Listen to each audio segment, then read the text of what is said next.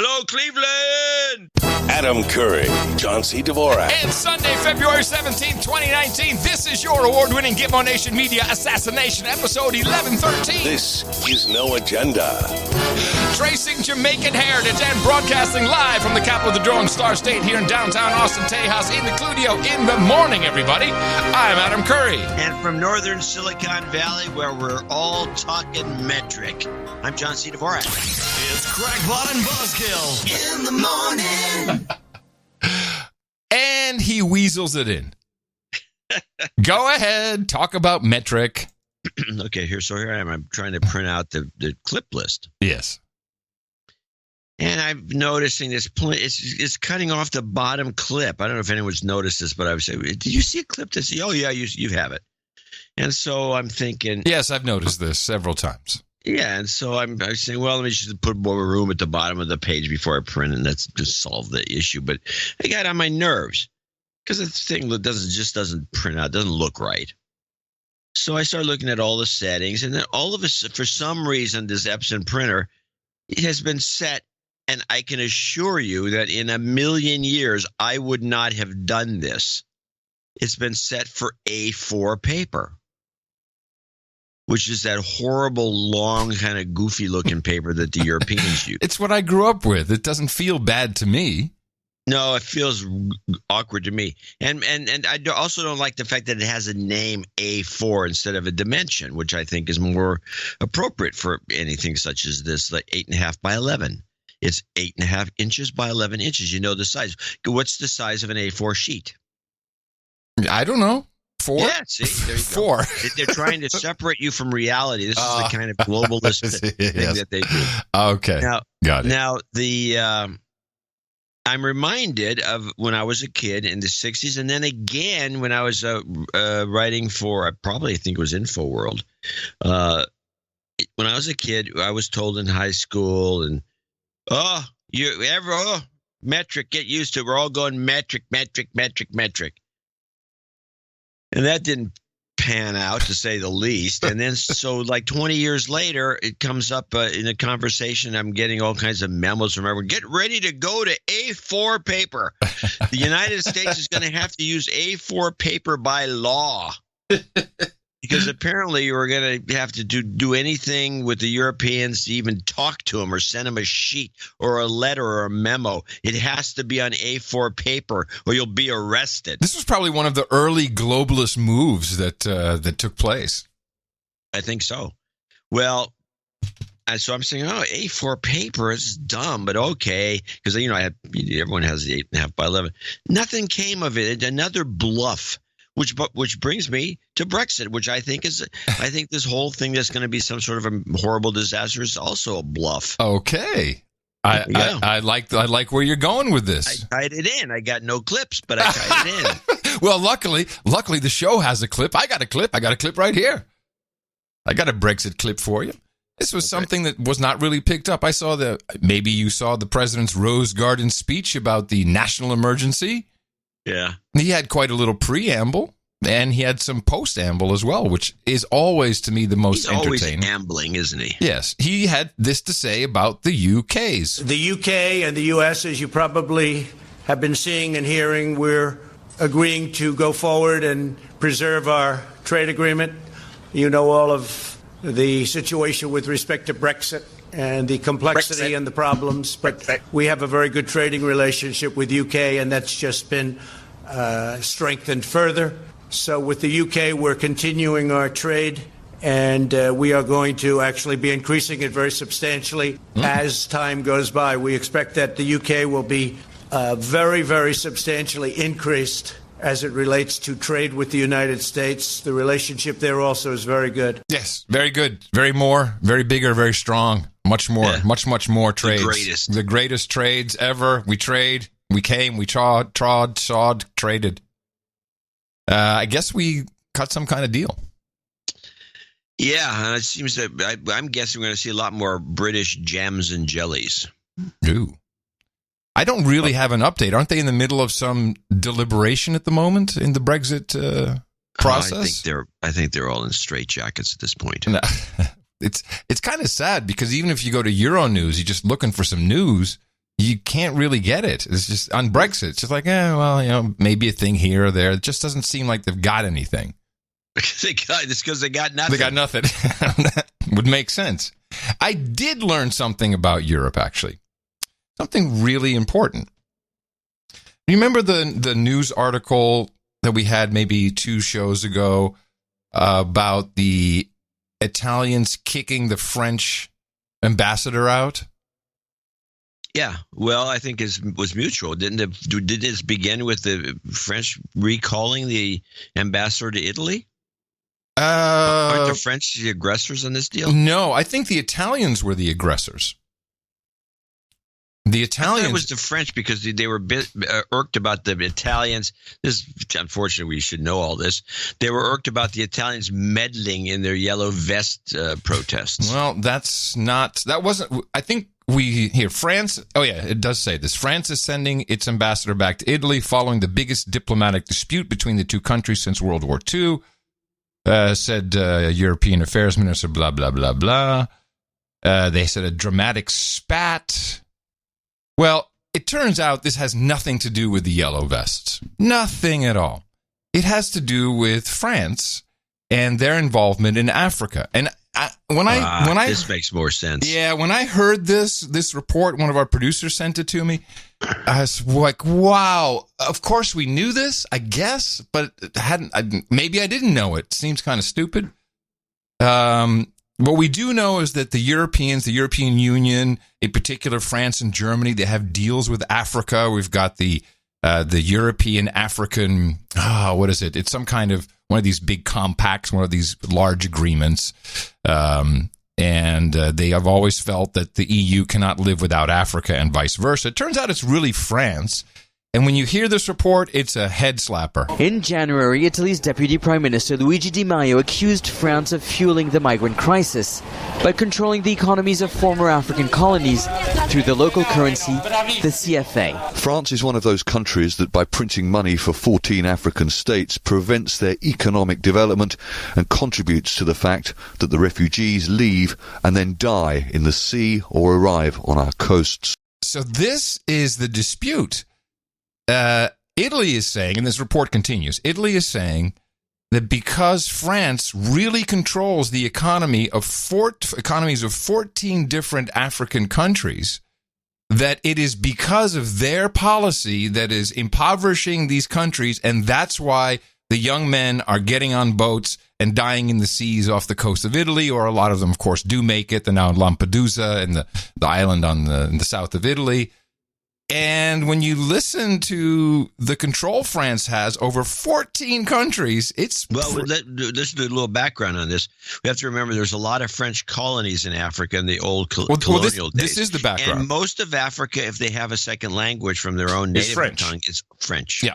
They all speak French. Well, this is the background of the financial part of the colonization, which we either didn't know, had forgotten, or is not taught. The comment came days before the start of the presidential campaign in Senegal, and the CFA is now part of the debate, with each candidate taking positions on the matter. Some arguing for it, others against it, like Idrissa Seck, who asks, why should white people in Paris take decisions on their currency?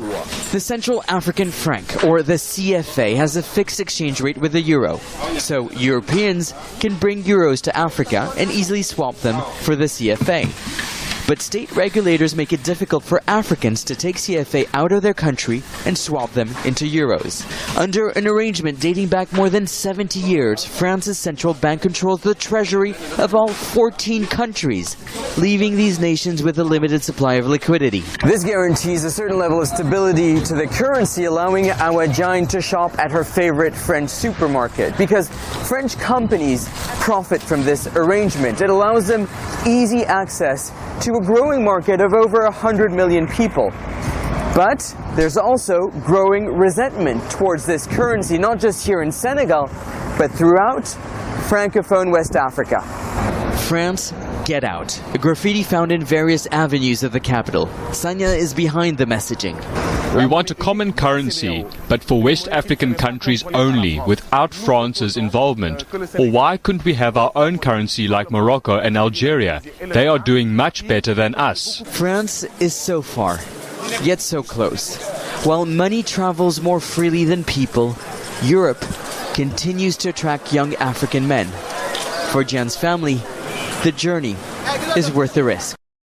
So, because France is the literal Federal Reserve, the central bank, the printing press for these two African francs, they do in de facto control what's going on. So they can't inflate their currency, they can't deflate, they can't do anything. Well, if they peg it to the euro and then they don't, they peg it to the euro with one-way exchange, which is pretty pathetic. That's my favorite part. It seems to me that these countries can just, this country's moaning. I mean, it's like I'm a head of a country. I'm saying, well, why can't we be like Morocco and Algeria? Well, why don't you just become like Morocco and Algeria and cut yourself loose from this system? Yeah, I think they all looked at Libya and Gaddafi's gold dinar idea. Trying to do a euro dollar kind of, or I'm sorry, petrodollar scam with gold based. Yes. Which is a little more aggressive than just saying, hey, we're going to just print our own money. Yeah, and then all of a sudden you have Ebola in your country and you got troops. No, I think they understand it's not going that simple. Just stand up and say, no, we're not going to take it anymore. You know, the French are pretty aggressive when it comes to shooting stuff up in Africa. Well, I mean, the whole Libya thing. This is a piece of information I had no knowledge of. Right? And also what's interesting is that there's the CFA franc, the Central African franc, and then you have the West African franc. And the two the CSA. They don't. They do have two different currency codes. It's the XAF and the XOF. So XOF is for West African franc, the XAF for the Central, and those two are incompatible. So they're not even allowed to be exchanged against each other. With obvious reason, you can't have them be forming a whole block. This is a piece of global history. I'm woefully undereducated. I wonder how the French profit from this. You don't do something like this. Well, the report just said somebody's currency No. They can go in. They get to buy up all the beautiful stuff with their euros. It's easily interchangeable. They go in, they build up everything they want. There's a huge, I'm sure the trade deficit is crazy. So they can get everything they want for the prices. I mean, it seems like a typical bankster scheme. Yeah, well, why are the Italians bent out of shape? Oh, it's because of all the dead bodies. Yeah, because the dead bodies are floating up on their shores. I think they have a point there. Yeah, they got a point. So yeah, I kind of thought that was. Well, I'm glad this has been brought to light. Yes. New information. Yes, new shit has come to light, man. Exactly. Mm-hmm. Okay. Well, we had I guess we were pretty much spot on with the national emergency declaration declared by the president. I thought we weren't spot on. Oh, I think we were. Okay, explain how we were. Okay, well, we knew that he was going to do something under U.S. Code USC 10 Code 284, right? Which he did, and he brought in another previously funded and pre-approved law. I'm just going to bring this up here, which was. Hold on a second. 50 U.S.C. 1631. And then as the third part, he called for the national emergency. Oh, actually, that is the section 2808 of Title 10 U.S. Code. The first two do not require a national emergency to be enforced. The third one, I believe that's the 2808, does require the national emergency. And in his declaration, the president specifically states that he will be appropriating these funds in order. So it starts with the 1601, and then it goes to the 284, and that's about $5 billion together. So those are just existing laws. He didn't need any national emergency. And the third one, which will be challenged in the court, of course, that does require invocation of a national emergency. So the way I see what was done here is, let's call the national emergency, have everyone bitch and moan and take the whole thing to court. But it's really for the third piece. The first two go unchallenged and can start being used immediately.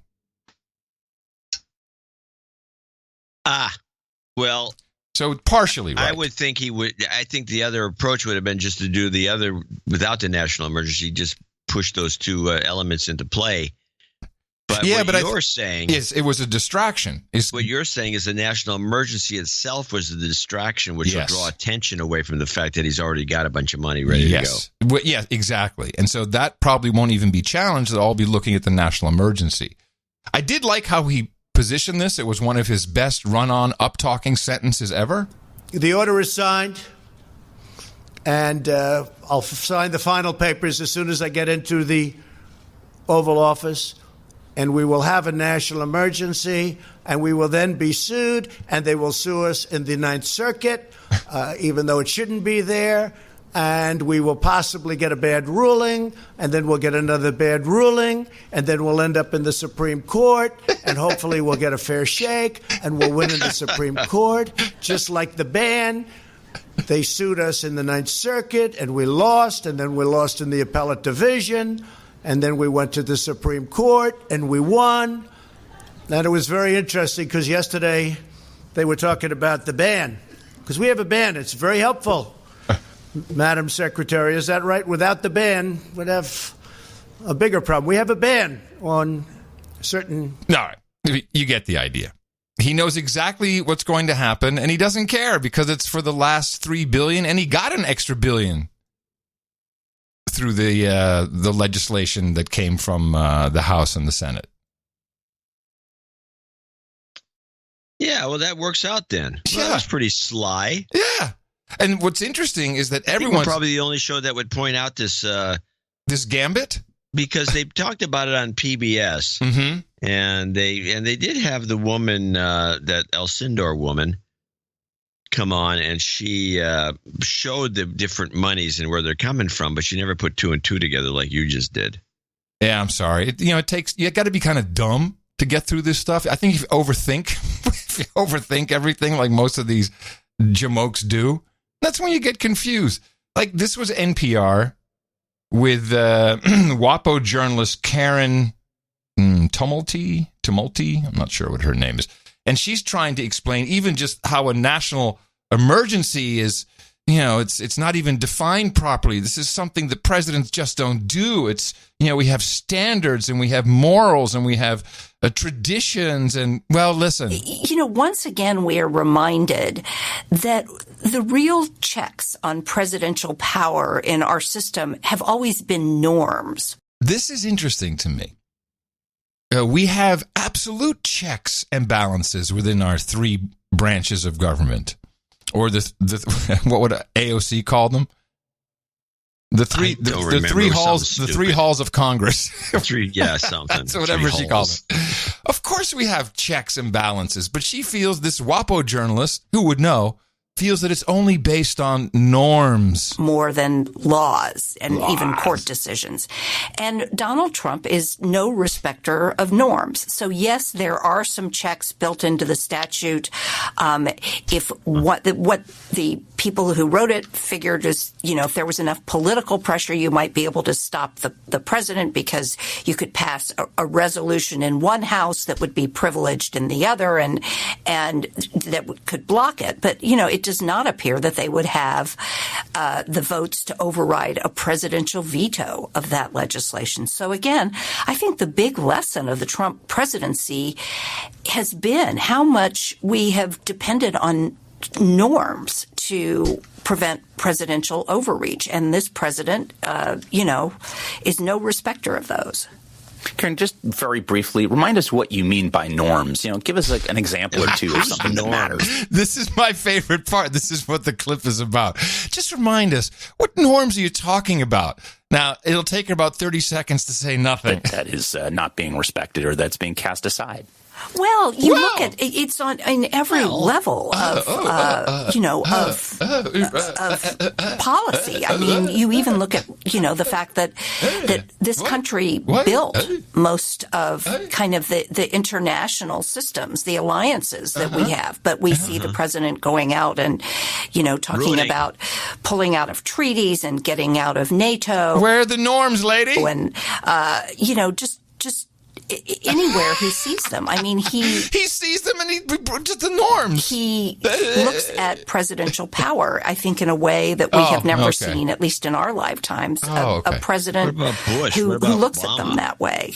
Isn't that great? She does this whole thing about the norms and the checks and balances, and then she can't give one example. No, because she's an idiot. Wapo. Now, in case anyone's interested, I'm sure this has been done in the mainstream. If you really want to know what national emergencies have been called, I saw one. I didn't clip it. I saw one news program was showing previous national emergencies. They show Bush with Iran-Contra. I'm not quite sure what they showed for Clinton. Then they showed 9/11 for Bush too, and then Obama swine flu. It's like that's the only swine flu was declared a national emergency by Obama. That's what. Let me see. We'll take a look. I don't believe that. Well, let's work backwards. June 26, 2008, continuing certain restrictions with respect to North Korea. So that was a national emergency. It's still in effect. Lebanon in 2007, still in effect. Blocking property of certain persons. The Democratic Republic of Congo, which is still in effect. Cote d'Ivoire, which was terminated in 2016. Liberia, which was revoked. It actually is all stuff for foreign countries. In 2004, prohibiting export of certain goods to Syria, still in effect. This is kind of foreign country related. Mexico. Yes, but we don't border on Syria. Iraq, certain other property in Iraq. Mexico, since we're bordering on them, would be more of a national emergency than Syria. Well, yes, but Orange Man bad. Well, we've heard nothing but bullcrap about this being a horrible overreach. And let me play this clip. This is David Brooks, and this is on the PBS NewsHour where they bring him and Shields, the old droopy dog-looking guy. And they put the two of them on, and there's supposed to be two perspectives, and it's always one perspective. It's the same hate Trump perspective, which is hurting the show. They need to have somebody, when they ask somebody, why did Trump do this? I want to hear somebody that can explain it the way you just did, or the way somebody who maybe thinks Trump is not a horrible orange man explain things to give us a balanced, a kind of a balanced look at things, so we have a balance, one guy that's pro and one guy's against. That's the way it should be. Not two guys who are against. Well, and let's just make this very clear. We do not expect this from cable news. We do expect it from the public broadcast system, from PBS. Yeah, and they give us nothing. Start, David, with... So this is Brooks. They're asking him about this, and just listen to this response. This is giving us no balance whatsoever. The president's announcement today that he didn't get enough money to beef up the border as he wanted, and therefore he's declaring a national emergency so that he can spend up to $8 billion on it. Yeah, well, this is awful. I don't think it has anything to do with any invasion, as he claimed. I think he lost the government shutdown, so he's giving himself a performance trophy so he can say, I'm a winner. I think it's more about his psyche than anything actually in the country. And it is a complete violation of any constitutional position that any liberal or any conservative should believe in. The Constitution clearly states that allocations and appropriations are the job of Congress. Oh, God. I love all these constitutional scholars who really don't know what. Oh, here it is. Obama, 2009.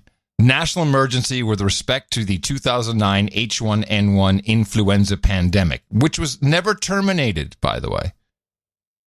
And I actually was reading Bush's stuff. Obama has some really good ones.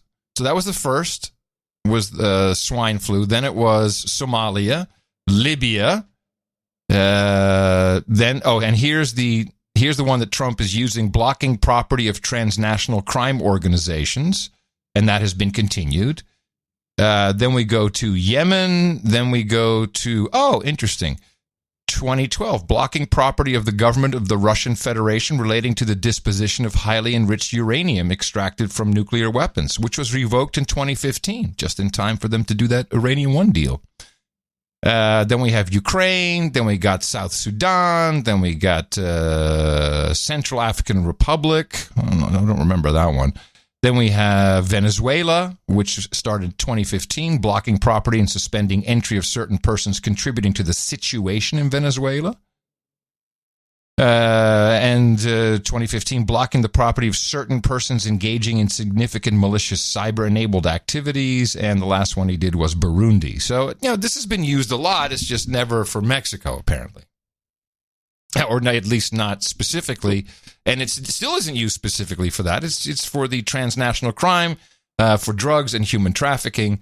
And that's, it's a big distraction. Everyone's running around. See, what is this? This might be Fox. Let me see what they were saying. Either need to talk about the Constitution or not talk about the Constitution. But the Constitution provides that Congress can legislate on these types of issues, and they have issued in 1976 the National Emergencies Act. There is nothing in that act that would say that these two, signing this bill as well as declaring a National Emergency Act, and let me remind you that the president has declared the national emergency under current law before he is signing the new bill. So ex post facto in the Constitution would dictate this national emergency was declared under previous law, not the new bill. He could. Well, that was pretty good, actually. That might have been Fox Business. Yeah. MSNBC, there was Jim Acosta, and it was actually kind of sad. I didn't clip it, it made me sad. He had the angel moms and angel families, which I have to say, I find this use of gold stars and angels for parents of children who have died, either serving in our military or for any other reason, it irks me. I can't really put my finger on it, but you're a gold star mom. No, you're sad. The whole thing is sad, but then they get a labeled gold star. Next we'll have diamond moms. I don't know, what else are we going to have for the next group of people whose children are die? Anyway. So he had those parents there, and then Jim Acosta standing up and saying, well, crime is down, and as you know, and there was that old one where people who are born here commit more crime than illegal immigrants. Yeah, a bunch of criminals. And then thanks for the insult, Jim. And Trump says, hey, why don't you moms stand up? Look at him. It was really uncomfortable. It felt on one hand it felt abusive. On the other hand, yes, go there and show what happened to you.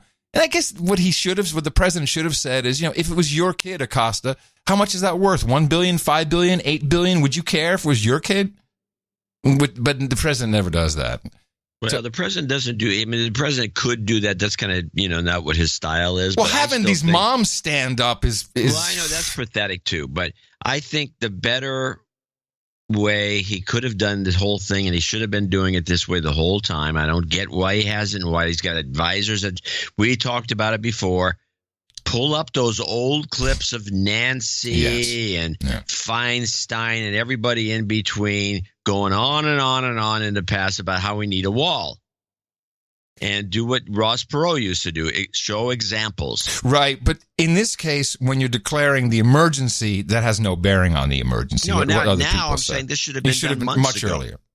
Anyway, MSNBC, and this is a clip to keep, an evergreen, they did confirm the actual statistic of crime of illegal immigrants versus citizens. And Julia, before we let you go here, as you and I were listening to this, you report on the Department of Homeland Security. There's nobody perhaps at our network who knows some of these facts and stats better than you. There was a striking moment during that news conference when the president got into a back and forth with a reporter about whether or not he believed his own administration's statistics when it came to issues of immigration. And you've been listening. Yeah, so I've got a lot of these statistics right here. So let's just look at what the reality is there. It is true that more crimes are committed by non-U.S. citizens citizens than by U.S. citizens. That data was all taken out of Texas. That's one of the only states that actually breaks it down between immigrants and non-immigrants. But that is a fact based on that.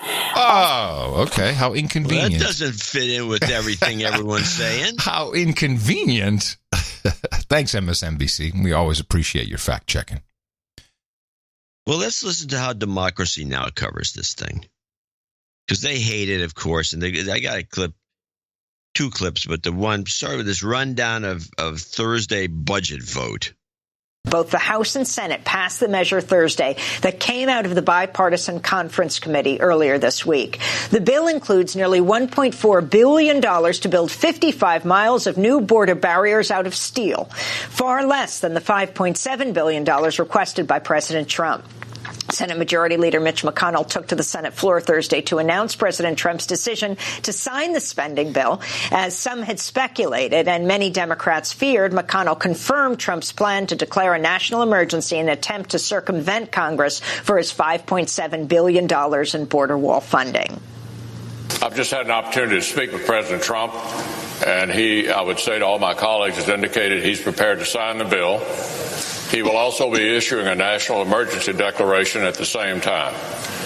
And I've indicated to him that I'm going to support the national emergency declaration. So for all of my colleagues, the president will sign the bill. We'll be voting on it shortly. McConnell's vow of support. What happened to her? Did she choke? She choked right there. You heard it. Yeah. We'll sign the bill. We'll be voting on it shortly. McConnell's vow of support came despite reports that he warned Trump against the move, saying it could split the Republican Party and prompt a resolution disapproving the emergency declaration. Democrats quickly condemned the news. This is House Speaker Nancy Pelosi. Did I ever say I was filing a legal challenge? You said Democrats. I may. That's an option, and we'll review our options. But it's important to note that when the president declares this emergency, first of all, it's not an emergency. What's happening at the border? It's a humanitarian challenge to us. The president has tried to sell a bill of goods to America. But putting that aside, just in terms of the president making an end run around Congress. Trump is set to speak this morning at 10 a.m. if he declares a national emergency. The consumer rights nonprofit Public Citizen has vowed legal action against him, saying the move, quote, will constitute an outrageous abuse of power, perhaps the most dangerous yet by the unstable and increasingly autocratic President Trump. Most unquote. Dangerous yet. Yeah. Yeah. So they have this guy come on who runs this operation, the public, whatever it's called. And I just think he tries to coin a new way of describing the wall. And this is part 2. This is kind of interesting. See if you can catch this. So explain what this national emergency resolution would do. Well, we don't know, and we're not going to know until the president acts. But it seems as what he's going to claim is that there is a national emergency at the border, and that therefore he can move money around that has not been appropriated for the purposes of building the racist wall to, in fact, build the racist wall. There is a legal structure in place for how to declare an emergency, and the president does have authority under other laws to move money around if, in fact, there is a national emergency. So we're going to sue, again, based on what he does, but challenging the idea that there's an emergency and also challenging whether the way he's moving the money is legal under the statutes that exist. But the real big issue is going to be whether people turn out in droves to protest this and say, not only do we not want a wall, but we don't want the president declaring emergencies to get around the will of Congress. If this president is able to declare an emergency to build a wall around a fictitious claim of urgency against the express interests of the express intent of Congress, there's really no limit to what he might do in the future with an emergency declaration. So if you're white and you climb the wall, it's okay because the wall is on your side. Yeah, it's a racist wall. Racist wall. He should have stuck with that moniker because he dropped it a couple of times. 3 Just times. Plain and then he wall. That's different. You know what Nancy Pelosi has done, and because she's trying to follow with this meme of somehow, hey, we're number 1 in the Constitution. It's all about us first, and only we can appropriate the money. And she sent around a spreadsheet with about 400 different entries of pieces of money that will now no longer go to of course, funding our men and women who fight so bravely for us. You know, like some maintenance issue for the F-35, which I don't think is in full service. It's like some of that's being used, and so they're trying to. This is not a winning strategy. I don't think people care about it this way. Like, oh well, it was supposed to go to one screw in the Joint Strike Fighter. So I think she just gave it up and lost. Let it go. Well, I have one last clip which segues into something else, unless you want to talk more about this. I have one funny clip from Menendez. Oh, well, let's play that. Then yes, I'll play mine. Senator Bob Menendez, a Democrat from New Jersey. He seemed to, when this came down and he was being interviewed, he just went off his rocker. The deputy director of ICE says a cap on beds, in his words, would be, quote, extremely damaging to the public safety of this country. How do you respond? The reason that they are already 8,000 over their budgeted amount, so they're violating the budget, is because of the president's zero tolerance policy that has turned everyone, regardless of their record, into a criminal. For example, if you cross the border undocumented, he has now made you a criminal. He is creating that problem by turning people away who legitimately seek asylum. If a person has a driving while under the influence violation, he is now making that, saying that that's a criminal. What we have seen... And that's just outrageous. These are not the norms that we stand for. In the past, under, for example, President Obama... Yeah, he's saying... if you get DUI is not a criminal? Is that what he says? He's saying if you're illegally here and you get caught while driving under the influence, now you're a criminal. He's making you a criminal. Orange man bad. What am I gonna do? Yeah, that's what he's saying. I know. It's jaw dropping. CNN. What can you do? What are you gonna do? CNN. This is a senator. This is senator from New Jersey. Well. All right. So I have now I got a thing I want to segue into something, which is a little educational. We do this on the show once in a while, and I thought that would be a good time to do this because it crops up on a PBS report about the wall with the Alcindor woman, the one who just replaced Eiffel, although she doesn't have the chops. Her name is Alcindor? That's her name? Yeah, Mish. Because it almost sounds like a think tank when you say the Alcindor woman. I'm like, what think tank is that? That's just her name. Okay, got it. So this is you can play this is Wall Money Acts PBS. Okay. I could do the wall over a longer period of time. I didn't need to do this, but I'd rather do it much faster. We had certain funds that are being used at the discretion of generals, at the discretion of the military. Some of them haven't been allocated yet, and some of the generals think that this is more important. I was speaking to a couple of them. They think this is far more important than what they were going to use it for. I said, what were you going to use it for? And I won't go into details, but didn't sound too important to me. So, Yamiche, hearing that, where exactly is the president pulling this money from? Well, the president is saying that I know best how to use these military funds to keep Americans safe. So I want to walk you through where he's getting the $8 billion that he's going to initially be using to fund a wall on the southern border. He's going to be getting $1.375 billion from the congressional deal that Congress passed this week to avert a government shutdown. He's going to be getting $600 million from the Department of Treasury forfeiture fund. That's money that it's gotten from seized and forfeited assets. He's also going to be getting $2.5 billion from the Department of Defense counter-drug activities. That's drug seizer money. He's also going to be using $3.6 billion from military construction money, and that's defense fund money. That's also from the Department of Defense. And all of this is to fund an initial 234 miles of wall on the southern border. The White House stressed today that this is just the beginning. They could ask for more money. Axe? She said axe? She said it could ask for more money. Yeah, wow. I have the ISO of it. If you want to hear it again, just to make sure. Yeah. Could ask for more money. Oh, jeez. You know, I heard Jordan Peterson the other day say "anyways." That's a professor. Now, okay, well, Scandinavian. I got onto this axe thing, but it caught my attention because of what she said earlier. So it perked me up when she said "gotten axe." So, I mean, she's very unprofessional at this level of broadcasting. I'm just going to put it I mean, no one wants to say anything about the woman because she's, black, but she's unprofessional, and she also is involved with all kinds of political stuff. She's given speeches at a lot of rallies and things like that. She shouldn't be out there like that at all. But to give her the benefit of the doubt on acts, which I think is not a broadcast. Broadcasters should accept the use of that word that way, but it's legit. What? Now I have a long thing. This is 3 minutes, but it's very educational.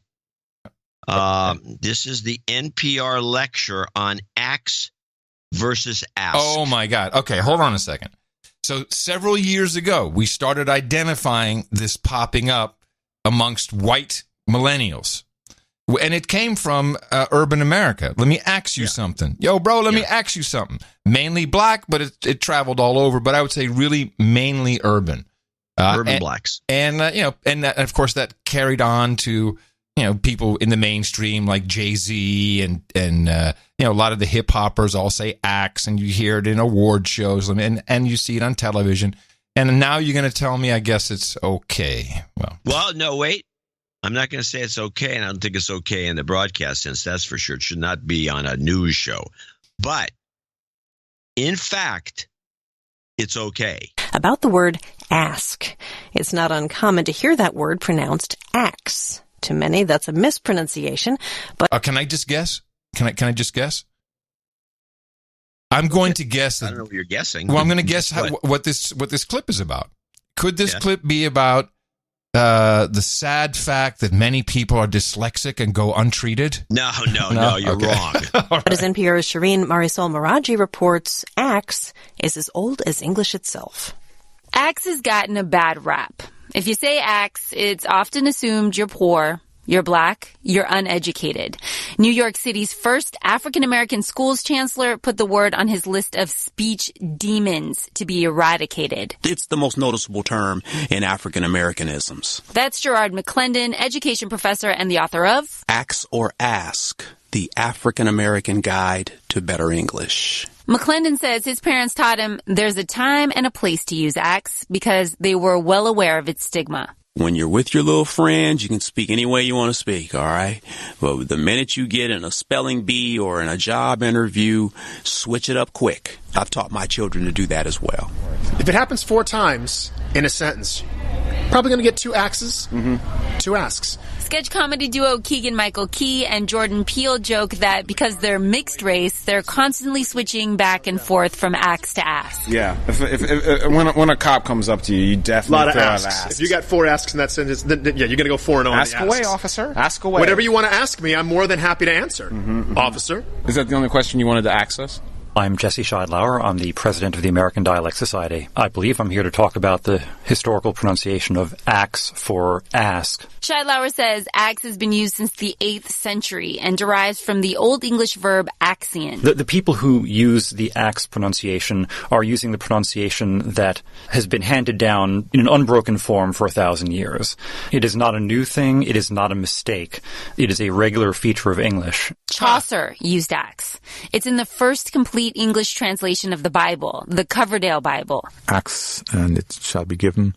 So at that point, it wasn't a mark of people who weren't highly educated or people who were in the working class. That's Stanford linguist John Rickford.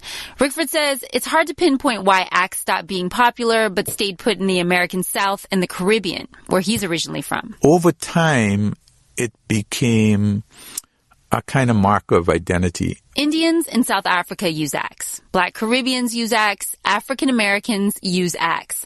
Rickford says it's the empire striking back, taking language that has been imposed and making it your own. I don't think any linguist at least is advocating that you get rid of your vernacular because you need it, in a sense, for your soul. Rickford says there's nothing technically wrong with axe, but he adds linguistic versatility is ideal, interchanging axe and ask depending on the setting.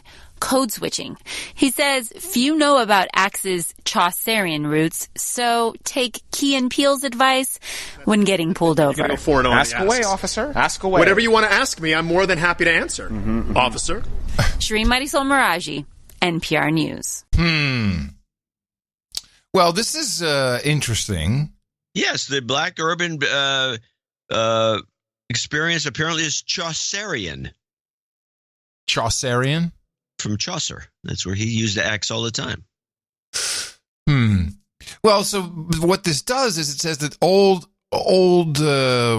uses of words are ye old use of words are can be considered valid. Yeah. So if I can say, "Hey, that's gay," then that will be okay because I just mean it's happy and funny and etc. If it was happy and funny. Yeah, if it was happy and funny. I don't know about this, man. And by the way, so it's an interesting example because while you may have a black driver say, "Ask away, officer," and then maybe accidentally say anything else you want to ask, the white driver would say, "Yes, anything you want, officer." See, they have their own issues. Ossifer. White guys say ossifer when they... probably Chaucerian too. Yes. Well, this brings me to the islands, since it came up. And by the way, that was good, John. I'm still going to say ask if you don't mind, and I will still chastise anyone for saying axe. That's reasonable. I don't think it's certainly in broadcast, let's put it that way. Yeah. That's the woke way. We had this clip of April Ryan and Don Lemon arguing about the blackness of Kamala Harris. It's back to Kamala, I guess. Oh, Kamala. About you say Kamala, I say Kamala. Now, as you know, I've stated it's fine. She's brown, she's black, whatever, but she's not African American because although she was born here, she was raised in Ottawa. Her father is from Jamaica. Her mother is from India. She's a Tamil. So, she really does not have African American blood in her. And Don Lemon takes my side of the argument. Oddly enough, April Ryan trips out about it and starts to bring in all kinds of stuff about Jamaican slavery. A review of that clip. Let me finish. Hold on. I'm not falling into a trap by that. When she goes down her lineage, many Africans landed in Jamaica and all these other Caribbean islands. So she could indeed Jamaica's be not America. African American mixed with other races. But she is Jamaica's not America. But she is a black woman. She was Jamaica born did not here. Come out of Jim Crow. Okay, well let's go into Ted Cruz. Now, I got a note from Sir Johnny B. who says, excuse me, the history of slavery and oppression is just as long in Jamaica and bloody as it is in the U.S. After the populace rose up and claimed independence, the people are kept down by leaders who are in bed with the economic hitmen. F. Don Lemon, hardship is right on the flag in Jamaica. Gold recalls the shining sun, black reflects hardships, and green represents the land. The flag colors are gold, green, and black. The Rastafarian flag adds red for the bloodshed. This guy is an ignorant a-hole. And while that's true, it wasn't really on topic until I received this just this morning. It is a chapter, and it may be may just be an essay. I don't know if I think it's from a book. The title of the book is Reflections of a Jamaican Father. Does this remind you of anything? Yeah, it sounds like Obama's book. Reflections of a Jamaican Father by Donald J. Harris. This is Kamala's dad. Now, if we were on a mainstream news program, this might actually be some pretty big news what I'm going to read to you. Do not expect to hear this anywhere but here. I will read only 2 paragraphs. As a child growing up in Jamaica, I often heard it said by my parents and family and friends, "'Member where you come from." To this day, I continue to retain the deep social awareness and strong sense of identity which that grassroots Jamaican philosophy fed in me. As a father, I naturally sought to develop the same sensibilities in my 2 daughters. Born and bred in America, Kamala was the first in line to have it planted. Maya came 2 years later and had the advantage of an older sibling as a mentor. It is for them to say truthfully now, not me, what if anything of value they carried from that early experience into adulthood. My one big regret is that they did not come to know very well the 2 most influential women in my life, Miss Crishy and Miss Iris. My roots, you see, go back within my lifetime to my paternal grandmother, Miss Crishy, née Christiana Brown, descendant of Hamilton Brown, who was on record as a plantation and slave owner and founder of Brownstown. her great-grandmother was a slave owner. What? Kamala Harris's great-grandmother was a slave owner and plantation owner in Jamaica and the founder of Brownstown. Her roots are slave holders. This is good. I'd give you a clip of the day. There's no clip, baby. There's no clip. How fantastic is this? Oh, that's fantastic. And there's even a picture of her, and there's a picture of her with her grandma, Kamala, with Grandma Iris. Well, they should be rousting Kamala from Hamilton if she ever shows up for a presentation. Get out! Hey, it's in the show notes. Oh, wait a minute. Actually, I should make sure I don't have that. Oh, yeah, I got to change one thing there. I don't want the email address exposed where I got it from, obviously. But, yeah, there you go. Kamala Harris, great-granddaughter of slave owners in Jamaica. Well, that kind of summarize. That'll come up. It will not. $1 bet right now. This will not become a thing. No one will ever hear about it after this mention. I'll make that a $10 bet. That's a little beyond my means. We're trying to buy a house. Let's do $5. I can go $5. New $1 bill though. Don't you owe me one still that you were going to send me, Chris, $1 bill? Yeah, well, it's in advance now. Okay. Not the second best. All right. There you go. That was my big reveal for the day. That was good. That was very funny. It's not funny. It's just great. Yeah. It's funny too. Because we'll see how it. I mean, some of these people out there, man, they're like I don't know how well you can hear this. This is Elizabeth Warren, who is so tone deaf and colorblind to her situation that she doesn't even have an answer ready for a heckler. You know, when you're doing a stump speech and you're running for the president, there's these stock responses you're supposed to use. You know, if someone's like, "Hey, why'd you lie about being a Cherokee?" You should have an answer. She doesn't. She thinks that everyone's vetted that come to these rallies, and Well, here's one example. I don't know how well you can hear it, but you'll get the general idea. I thought what we do today. I'm just so glad you're here. I thought what we do today is that. What a school teacher! I thought what we did today. I thought what we do today. I'm just so glad you're here. I thought what we do today. Good point. Is that I talk a little bit, just kind of introduce myself, who I am, a little bit of my story. We'll make this happen.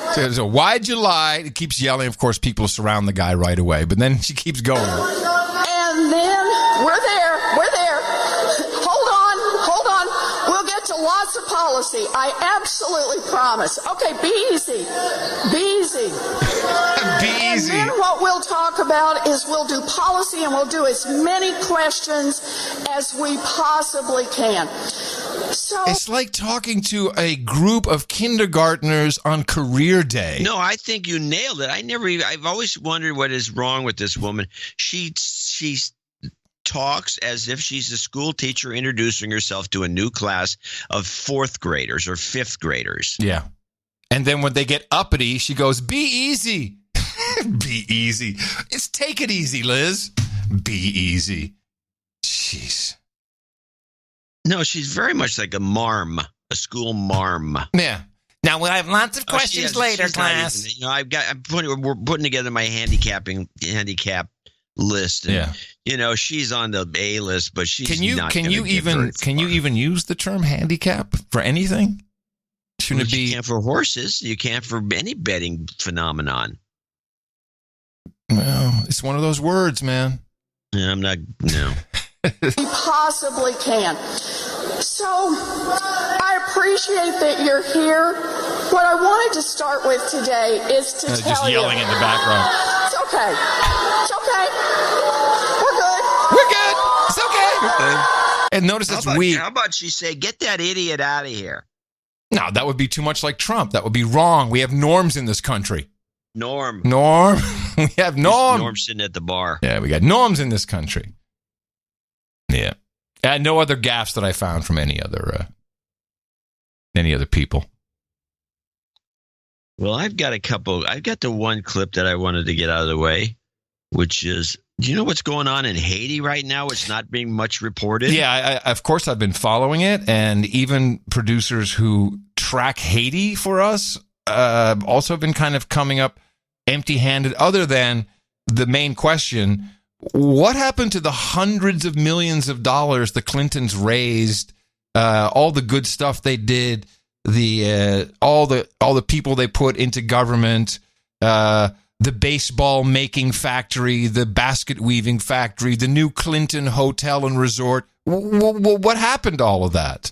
Well, apparently they've come up with a scheme to marginalize those numbers, because it seems as if Venezuela is now the bad guy. And they owe them $3 billion. For more than a week, the island nation of Haiti has been rocked by street violence as protesters, angry over soaring inflation and government corruption, have demanded the ouster of President Jovenel Moïse. Demonstrators have been blocking roads, stoning emergency vehicles, and destroying businesses. The U.S. State Department has raised the travel warning to the country, advising citizens not to travel there, and is asking all non-emergency U.S. personnel and their families to leave. Jacqueline Charles is the Caribbean correspondent for the Miami Herald, and she joins us now from Miami. Explain a little bit more about what these protests are about. Well, these protests are basically about two issues: corruption and the economic turmoil that is hitting Haiti currently. Let's start with the issue of corruption. Haitians today are saying that they are fed up with decades of government corruption, and they are particularly pointing to a program that was financed by Venezuela. It was a discount oil program called Petrocaribe, in which Haiti received oil at a discount price from Venezuela. They didn't have to pay it back until over 25 years, and they received it at a 1% interest rates. But that savings was supposed to be used for social programs to ameliorate the situation of the population in terms of health care, child care, education, you name it. That was the feeling. Housing after the earthquake. Well, almost 10 years after that earthquake, Haitians say they do not see where that money has been spent. And today, the country owes Venezuela almost $2 billion. And so for months, we have seen Haitians on social media and in the country demanding to know, where is the money? Where is the Petrocaribe money? The inflation rate is 15%. The government's deficit is $89.6 million. And their local currency, the good, is in a free fall against a strong U.S. dollar. So today what we've seen is that for days now, over a week, they have had this country on lockdown. No schools, no businesses, nothing is moving. And so where is this going? What's going to happen next? That's what's uncertain, unclear at this moment. It almost feels like, hey, let's get rid of all the crap while we can. It's like if anyone uncovers, hey, Hill, yeah, Bill, if anyone really finds out what went on in Haiti and what we really did there, it's going to be bad. So maybe we should, this Venezuela thing, can we blame something on Venezuela? I get the same sense, but that it's like an economic hitman thing, where somebody has schemed this whole thing, because I never heard any of this. And the next thing you know, and now apparently the second half of this report is only a little bit of the whole thing. And this guy who does the Saturday PBS NewsHour, Harry Srinivasan, is really the best guy they have. And they pushed him out of the regular weekly show so they could have pretty much a bunch of amateurs in there. And this guy's really a very, very professional character. And I like his Saturday show a lot better than during the week. It's only a half an hour, too. The news hour is a half hour. And he does much more in-depth stuff, and he just comes up with things I've never heard of. But they go on with this, and they have some people from this, that live there saying, I can't even get out of my house. I'm just afraid I'm going to get shot. Who's implicated in some of this corruption? Is the president now on the hook for some of the corruption that happened, perhaps even in the administration before him? Well, yes, this president here, he was brought into power under the banner of PHTK. That is the party of former President Michel Martelly, and his party is very well implicated in this corruption, as well as people who are among the advisors to the president, even the president's former chief of staff. The president himself has been named in a report, an initial report that was issued by the government auditors in terms of his company having received some of this funding from Venezuela. But I have to tell you, there are real frustrations and real anger in Haiti, especially by the young people. And when I say young, I'm talking about individuals in their 20s, 30s, and 40s who today see no hope, they see no way out. They increasingly not believing in the ballot box. And so there's a huge apathy when it comes to elections. And so you've seen this, that even the woman on the street that's selling charcoal, every time something goes wrong, she's saying, you know what, it's because of Petrocaribe. But the unfortunate reality is today that prices have gone up. There is a brewing humanitarian crisis. Hospitals are not having the supplies that they need. And once this is all over, the question is, even if President Jovenel Moïse doesn't leave, will he be able to govern? And if he does go, what is the plan of the opposition? We have not heard anything from them in terms of how they are going to alleviate the fundamental issue, which is the economic crisis that the Haitian population is enduring right now. So it's almost a replay. If you recall, Haiti had a very odd earthquake, which only really affected Haiti, nothing attached to Haiti. It was very shallow, and immediately the Clintons were in there everywhere, building stuff, bringing in their buddies with cellular networks for micropayments, creating this whole deep water port for cruise ships. It's almost like a replay. It's like, oh, we got all kinds of stuff going on. It's going to be horrible. We come in, we start to fix it. Here's a clip from 2015. It's one of the more recent ones we have about the Clinton Foundation and Haiti. More than $10 billion was donated internationally to help rebuild Haiti, but much of that money is gone. Oh, maybe this is the problem. Only 900 homes were built. And they were not even built in the vicinity, in the area of Port-au-Prince where the earthquake took place. They were built in the northern part of the country. So much inconsistency, so much irregularity. As I'm talking to you right now, there are 100,000 people in tents in Port-au-Prince. But in Harlem, people raised their voices to call attention to the missing money. This protest outside of the offices of the Clinton Foundation, which helped lead the Reconstruction Fund. These people, they are still in very difficult conditions, still living under tents, while Bill Clinton and his cronies, they waste this money. The foundation says progress is being made, particularly in Haiti's economic and tourist industries. But many Haitian Americans say contracts were awarded to non-Haitian companies. The capital's main hospital is still not fixed, and cholera is on the rise. The threat of the expansion of cholera is something that people live with on a daily basis. The suffering in Haiti continuing to dominate the conversation 5 years later. Yeah, you know what I'm gonna do this week before Thursday? I'm gonna get together because we have this used to be my beat. We studied Haiti very intently, and it was years before the mainstream really did anything about it at all. It was like earthquake, bad, move on. And we had, remember when sweet Mickey Martelly come in, which was the Clinton stooge, and then he got kicked out, and they kept trying to bring other people in to become president. And there was $10 billion raised, which clearly did not go into the economy. No, it disappeared, like they said in that report in 2015. Yeah. Yeah, it's. I really don't know much else other than it sounds exactly just like a repeat of what was going on then.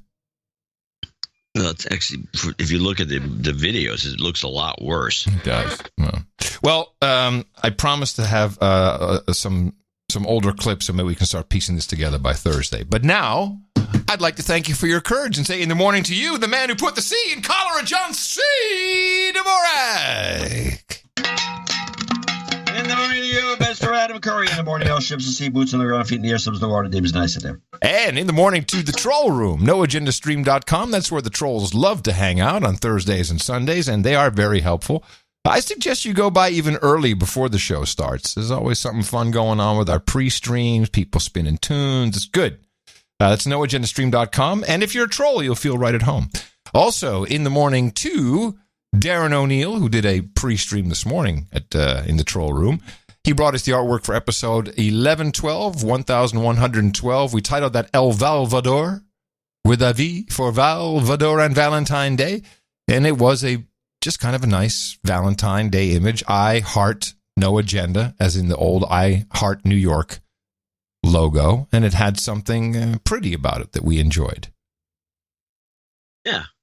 And we just hit the spot. It did. And we thank Darren O'Neill and all of the artists who diligently upload their wares as a part of our Value for Value network to help us with the show, because whenever you have new album artwork and it shows up in the podcast apps and then the podcast store and wherever else you see podcasts, it's noticeable and we appreciate it. NoAgendaArtGenerator.com. Thank you again, Darren O'Neill. All right, starting with, we have a few people to thank as executive producers and associate executive producers. And let's start with, looks like Ken Frosto in Tahunga, California. One of the great towns named in Southern California. 333.34. First-time donor, please de-douche me. You've been de-douched. No jingles, no karma. Please call out Alex and Ivan as douchebags. Douchebag. There's two of them. Douchebag. Step up, bros. Been listening for years, and the show has only gotten better. Please do a random assortment. Wait a minute. Hold on a second. You can't say NJNK. And then say random assortment. For a random assortment of Sharpton. Also, honestly, I don't really like you choose something, because if I had to choose, I'd choose nothing. I'd like to move on and thank the next person. If you have a reason for it, it's great. Don't you think? I think we should make a new rule. Uh-oh, new rule, ladies and gentlemen. New rule coming down the pipe. We don't pick them anymore. We pick them throughout the show. I mean, if you want a jingle, be specific, and we'll play it. Yes. It's also more challenging. So, even though he said NJNK, I will give him some respect. Oops, respect. RESPICT. There you go. Respect for you, sir. Corey Ainsworth in Edgerton, Wisconsin. 333.33. This is my first donation. I've been a listener for 6 months since Unfiltered ended. I know an unfiltered guy. Good. Mm-hmm. This show which was the competitor to this show. I wouldn't say competitor. I think it was, except the way it was done. It was different. It was not competitor. A competitor. They used our clips. They used our bell. They used our jingles. They used a lot of our format. It wasn't a competitor. It was it's a competitor. Flattery. It was flattery. It was the way it could compare the way Henry's Hamburgers was to McDonald's. And we're McDonald's now in that case? Yeah. I don't know if I like your analogy. I don't know. I take the money and run. This show has become invaluable in my life, so my tax return is helping me give back. All right. Is that a bird going off that I'm hearing? I don't hear anything. Oh. You have helped my sanity in this super polarized, always political culture. Additionally, the crackpot theories. Oh, it's birds outside my window. Additionally, the crackpot theories push me to do my own research on topics like global warming, sonic weapons, OTG lifestyles, and even the moon landing. Jeez. I recently read Dr. Ted's book and Confessions of an Economic Hitman. Good. Those are two good books to read. With those insights, I'm interested in what comes of the yellow vests and the Ebola in DRC. Thank you for all you provide. He does need a de-douching, obviously. You've been de-douched. And he needs jobs karma, and dogs are people too. Okay. And I don't really have an answer for you on this question. What comes of the yellow vests and the Ebola in the DRC? But that's what we do. We track that stuff for you. Dogs are people too. Jobs, jobs, and jobs. Let's vote for jobs. You've got karma. I don't think he was asking you anything. He was just making a rhetorical comment that he is interested in what happens. Right. And I was just saying I don't have any answers.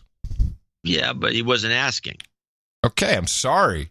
Sorry for stepping out of bounds. And by the way, I know, but it sounds like you were lamenting the fact that you couldn't answer his questions. No, he asked me a question. I thought he asked a question. Oh, yeah, you thought he asked a question. Didn't. No. Gretchen Wittig, 333. We should use axe. ITM, gents, please de-douche me. You've been de-douched. Noticed this. Yes, it was the same thing on the last show. Yeah, I noticed. It's been way too long since I've donated. Please slam my buddy Paul. I'm getting a lot of this, too. Please slam my buddy Paul Wilson as a douchebag. Douchebag. You know you are, he says. My plan is, it's Gretchen saying this, by the way. It's even worse when a woman calls you out. My plan, I'm going to get... Really? I mean, hello? I know. I'm misogynist much? Days. Yeah, old. Well, there was a number of studies. What the heck? The coastal just went by going the other way. This is like 3 hours late. Anyway, it's been too long since I've donated. Please send my buddy Paul. My plan is to be a dame by the 3-2 meetup in Austin, and I challenge you. Oh, by the way, the meetup in Des Moines location has been changed again. Again? It's no longer at the hall? It's now moved again? No, I think it's at the hall. The hall, okay. That was a change from the last time. Yeah, noagendameetups.com is where the accurate information can be found. Yeah, and apparently the guy in Des Moines keeps changing his mind on where he wants to do the thing. I thought Mimi was in charge and told him what to do. She's not there. She's, the guy's roaming around town saying, I don't know. I have no idea. All I know is she's irked about it. I love that. An irked Mimi is a thing to beware of.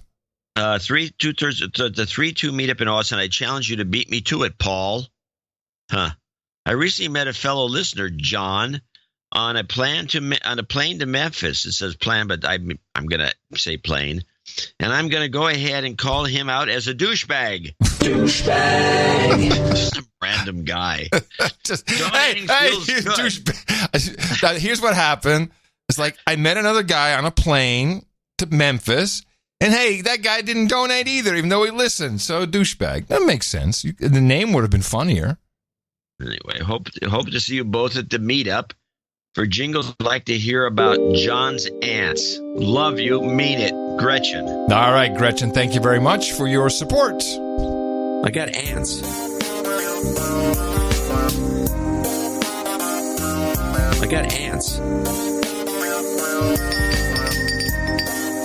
You've got karma.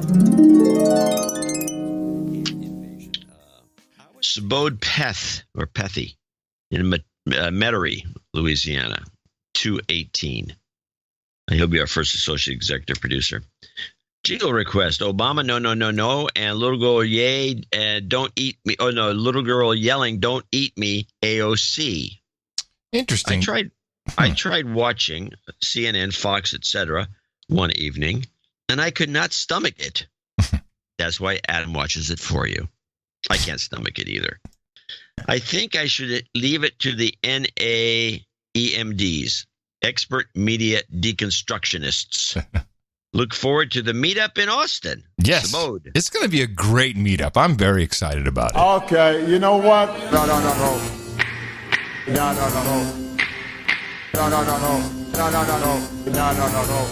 What? Listen, you're in my house, drinking the booze. No. Please don't eat me, Alexandria Ocasio-Cortez. You've got karma. An oldie but a goodie. Yeah, well, it works. Now we've got Hernandez here, and I'm looking at the email. Jacob Hernandez in Kennewick, Washington, 218. I see no email from Hernandez regarding this donation. So if you have something, and I do have a couple make goods to read in the second readings. Okay. Alexander, it's 218 from Kennewick, Washington. Alexander Solzberger, 218 in Delaware, or he's in Deutschland. This is our German producer from Ghana, and who did send something in. I may have printed it out. Let's see if I have it. List of printouts.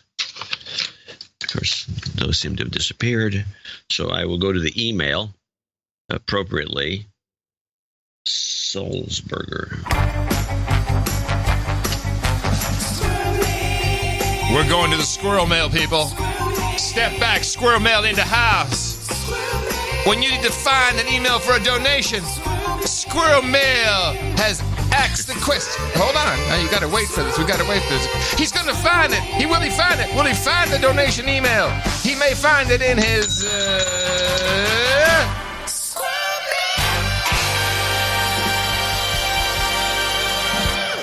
ITM, crackpot and buzzkill.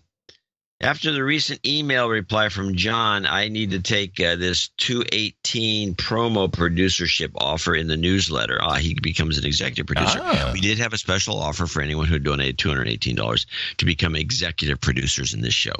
This offer ends tonight or tomorrow night. No, it ends the 19th. Sorry, Tuesday night. Offer in the newsletter and to ask for a de-douching. Okay. You've been de-douched. It's been too long since I last donated. Now you have a reason for this. I want to interject myself and say the reason he hasn't donated is because one of our LibJoe buddies, Greg, had gone to Africa and told this. He's a knight. Here, Alexander is. He told him, "Why are you donating to the No Agenda show?" Oh, wait a minute. Yeah, they had met each other. One of my friends, the LibJoe. All right, okay, let's just back this up. He was in Africa. Yeah. And he met one of your LibJoe journalists there. Was the LibJoe on vacation? Was he on assignment? No. LibJoe is an Africanologist. Oh. He's all Africa. He goes to Africa all the time. He's married to an African woman. Oh. I know two guys like this. And they go to Africa all the time, and he brings art back. He's got a house full of probably $1 million worth of African art. That New York Times pays pretty well, I guess. No, he was never in the New York Times. He's the professor. He was going to go to the New York Times, but the other LibJoe pal, I think, personally, this is just a guess. I'm not going to accuse anybody. I think he cleared the deal. He undermined him. He backdoored and undermined him. This is my guess. Well, anyway, but it serves him right because he goes to Africa and tells this guy not to donate to the show. So he does it for a year. Then now he needs a de-douching because he's back on board. Okay. Anyway, so I'll continue from there. Right. It's been it's been long since I've donated. So long since I've donated. Also, I asked for karma for my newborn human resource, Nadine, who was born on February 12th. So we'll give her some karma. John, say hi to the mutual LibJoe friend and university professor. I will. Adam, congratulations on your upcoming marriage. May the third time be the charm. Thanks. You do not say that. That's not a nice thing to say. But thanks anyway. Hey, go for 5. No. Love you guys. No homo. Missed the DSC. Well, he's one of your old listeners, so that probably is appropriate then. He's our German producer in Ghana. Jawohl. Danke. Alexander. So give some... karma, right? You gave him the de-douching, so give a little karma to the newborn. There you go, newborn karma. You've got karma. Anyway. Luckily, none of these guys listen to the show except Sulzberg. the LibJoes.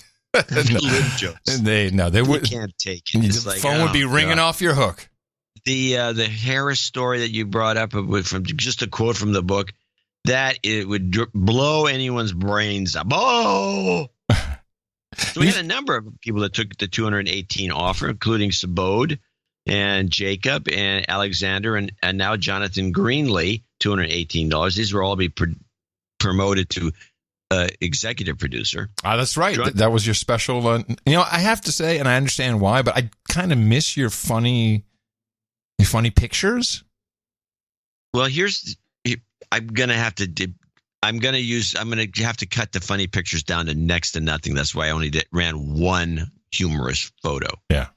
The funny pictures at the end of the newsletter, I've traced it down, are largely responsible for the newsletter being sent to spam. Yeah, I was afraid of that. That's too bad, isn't it? Thanks, Google. Yeah, thanks, Google. We should really just have a rule. You want to subscribe to the newsletter, you just can't do it with the Gmail address. Well, if I do the stats on it, it's about 75 to 80% of all of the No Agenda listeners have a Gmail Which is address. why you probably shouldn't listen to my advice in the meeting. All right, back to Jonathan Greenlee, 218. Drunk donation. Jingles, Reverend Manning, plus mac, again, random, plus mac and cheese, plus AOC, don't eat me, Hillary. Oh, now, plus AOC, don't. He's drunk. He's drunk. He's drunk. So give a don't eat me AOC and two to the head, fade into Yoko and fade out into Karma as the sun sets. That's a sure enough money shot. Woo, Jesus. Woo, Lord. Look at that. That's a money shot. Kellyanne Conway is a money shot. Living the mac and cheese life. Mac and cheese. Eat me, Hillary Clinton.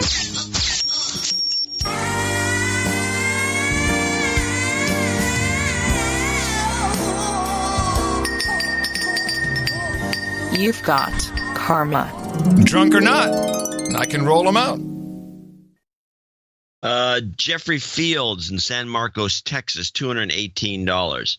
Now I looked to see if he has sent something in, and he has in the past sent his notes in via email. Because I got a list of them. He just wants to be executive. He just took advantage of the 218 and will become an executive producer. Executive producer. Yeah. Next, another guy who didn't send a note. It appears. Let me just look him up real quick. Wait a minute. Wasn't there someone who sent War and Peace? Oh, that's later. Sorry? Yeah. No. I know there was a very long donation note, but it's not this one. Okay. Riley, I don't have anything from him either. He's in Loomis. This is Richard Riley, 218. Now down to last donation is D Clegg, and she wrote a card. She sent a card in with her horse Monty on the cover. It might not be her horse. It's a cartoon. Dear John and Adam, she doesn't write in cursive. But she's got just a fabulous looking writing. It looks like a font, only it's not. Dear John and Adam, I thank you for all you do. I have no doubt that No Agenda has kept me from losing my mind. I am grateful. I am Mrs. John Clegg of Sunset Beach, and I know John has donated to the show. I have not yet. Until now, I would like to be dedouched. You got it. You've been de-douched. I would also like to ask that this donation go towards John's knighthood, and I'd like to thank him for all of the hard work to keep us afloat. Oh, of course. He created a job for himself and works every day. I'm also thankful for all the extra things he finds time to do. He's the best. Thanks again, John and Adam. Oh. D. Clegg. Oh. There was a sweet note, Very and nice. that's what we like to see.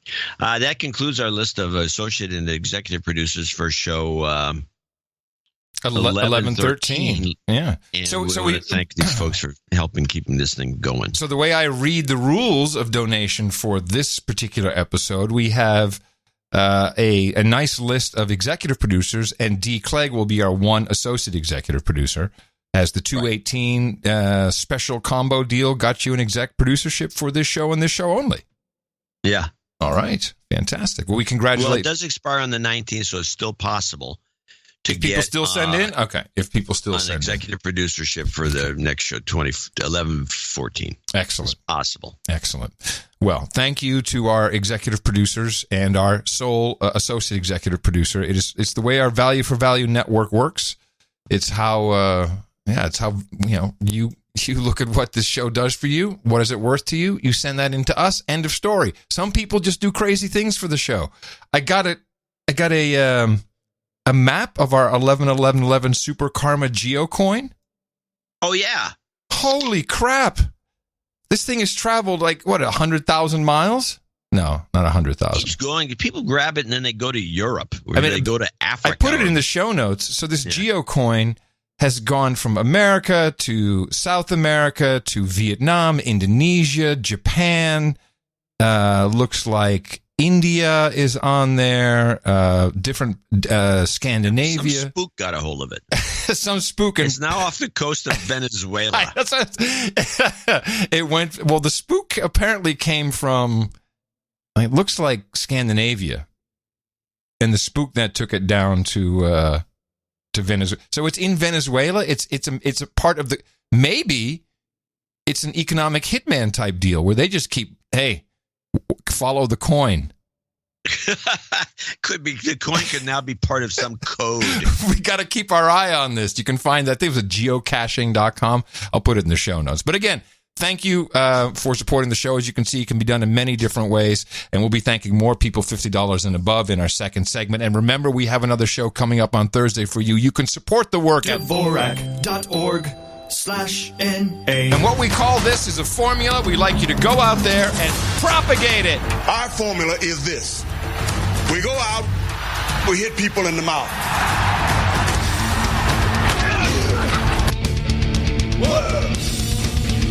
Order. Shut up, slave.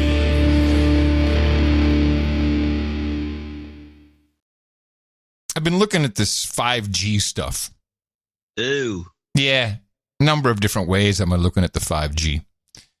Just trying to track whatever's going on, whatever developments, and it's very underdocumented in general, and people really don't understand much about what's happening. And so there's a lot of PR, and you can call it promotion, you can call it misinformation, disinformation, a lot of different things. But there's one of our producers caught this huge native advertising compendium on thehill.com.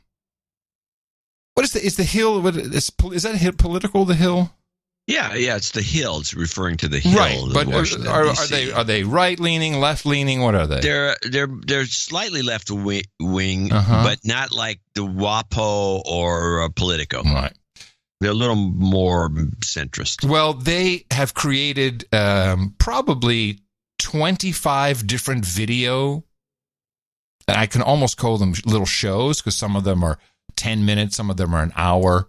And they created these, or were these native advertising? No, it's native advertising, and it's sponsored. It's presented by Qualcomm. It's all about the chip maker. It's all Qualcomm are the guys. They're the big guys. They're 5G. They truly are getting 5G out there. So they paid the Hill to have all kinds of fun, cutesy little videos.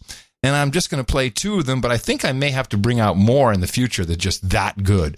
And you'll hear at the very end of this first clip with the Pittsburgh mayor, and he's trying to explain what smart cities are and what 5G. Smart cities. Yeah, I know. Haven't you wondered what does it mean to you, John? 5G will bring us smart cities. What it means to me, a smart city, the way I see it, especially let's look at San Francisco, is that when you're some homeless person on the street and you're going to take a dump on the sidewalk, the 5G system will see that and open up a hole where the dump can go into, and then they'll close it up after you're done. It could be done with 5G. It's such a great technology. It totally could happen. You'll hear at the end, you'll hear the host, the so-called interviewer. Well, I want to get your opinion on, but I've done my fair share of bullcrap videos where you're asking someone a question. It's a paid environment. You're paid to ask the question. He's paid to answer the question, whether he's the mayor or not. He has something to say, and you're just asking the question for form. It's not, you're not having a conversation. And after you, great take. It was great. Fantastic. Good job, Mayor. So you'll hear that at the end of this just to accentuate how phony it is. One more for safety. Yeah. One more for safety, everybody. That's just for us. So here's the Pittsburgh mayor citing the need to be inclusive when considering 5G smart cities, which takes your idea to a whole next level. What does it mean to be a smart city in modern terms? A lot of different definitions for it. First part of smart is being inclusive and understanding that if we're only mining the data for some, that we're creating a larger digital divide. The second... I like how... Yeah, if we're only mining the data for a few. Why are you mining my data at all? And that comes us to your point. Okay, we have some data on this guy. He's been pooping every day at 8:05 a.m. right in this spot. That's where we got to have the hole open up. So smart cities and this mayor, who is on board with the program, whatever incentive he's receiving, he's going to get a smart city. To him, it's like, we're going to be data mining everybody. We'll know exactly what everyone's doing is great. And understanding that if we're only mining the data for some, that we're creating a larger digital divide. The second is not allowing the hold on a second. Stop it again. I'm obviously not going to get through this thing. It's only 24 seconds. That's the best part.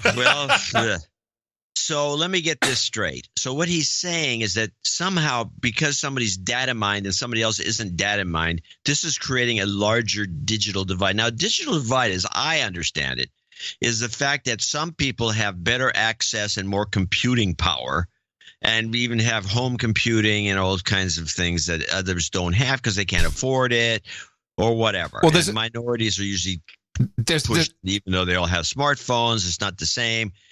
What's that got to do with? What has it got to do with data mining anybody? Well, I think you can interpret what he's saying in a different manner, where he's saying if we're only data mining for the benefit of privileged people, for the benefit. Yeah, he doesn't say it.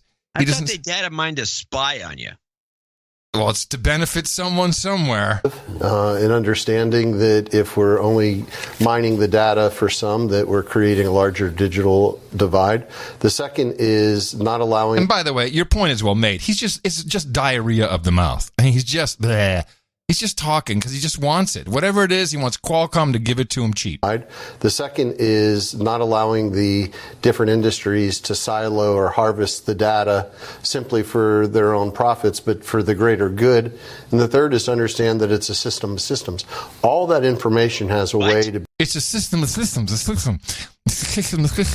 So, what did he say? Well, it's a system? It's a system of systems.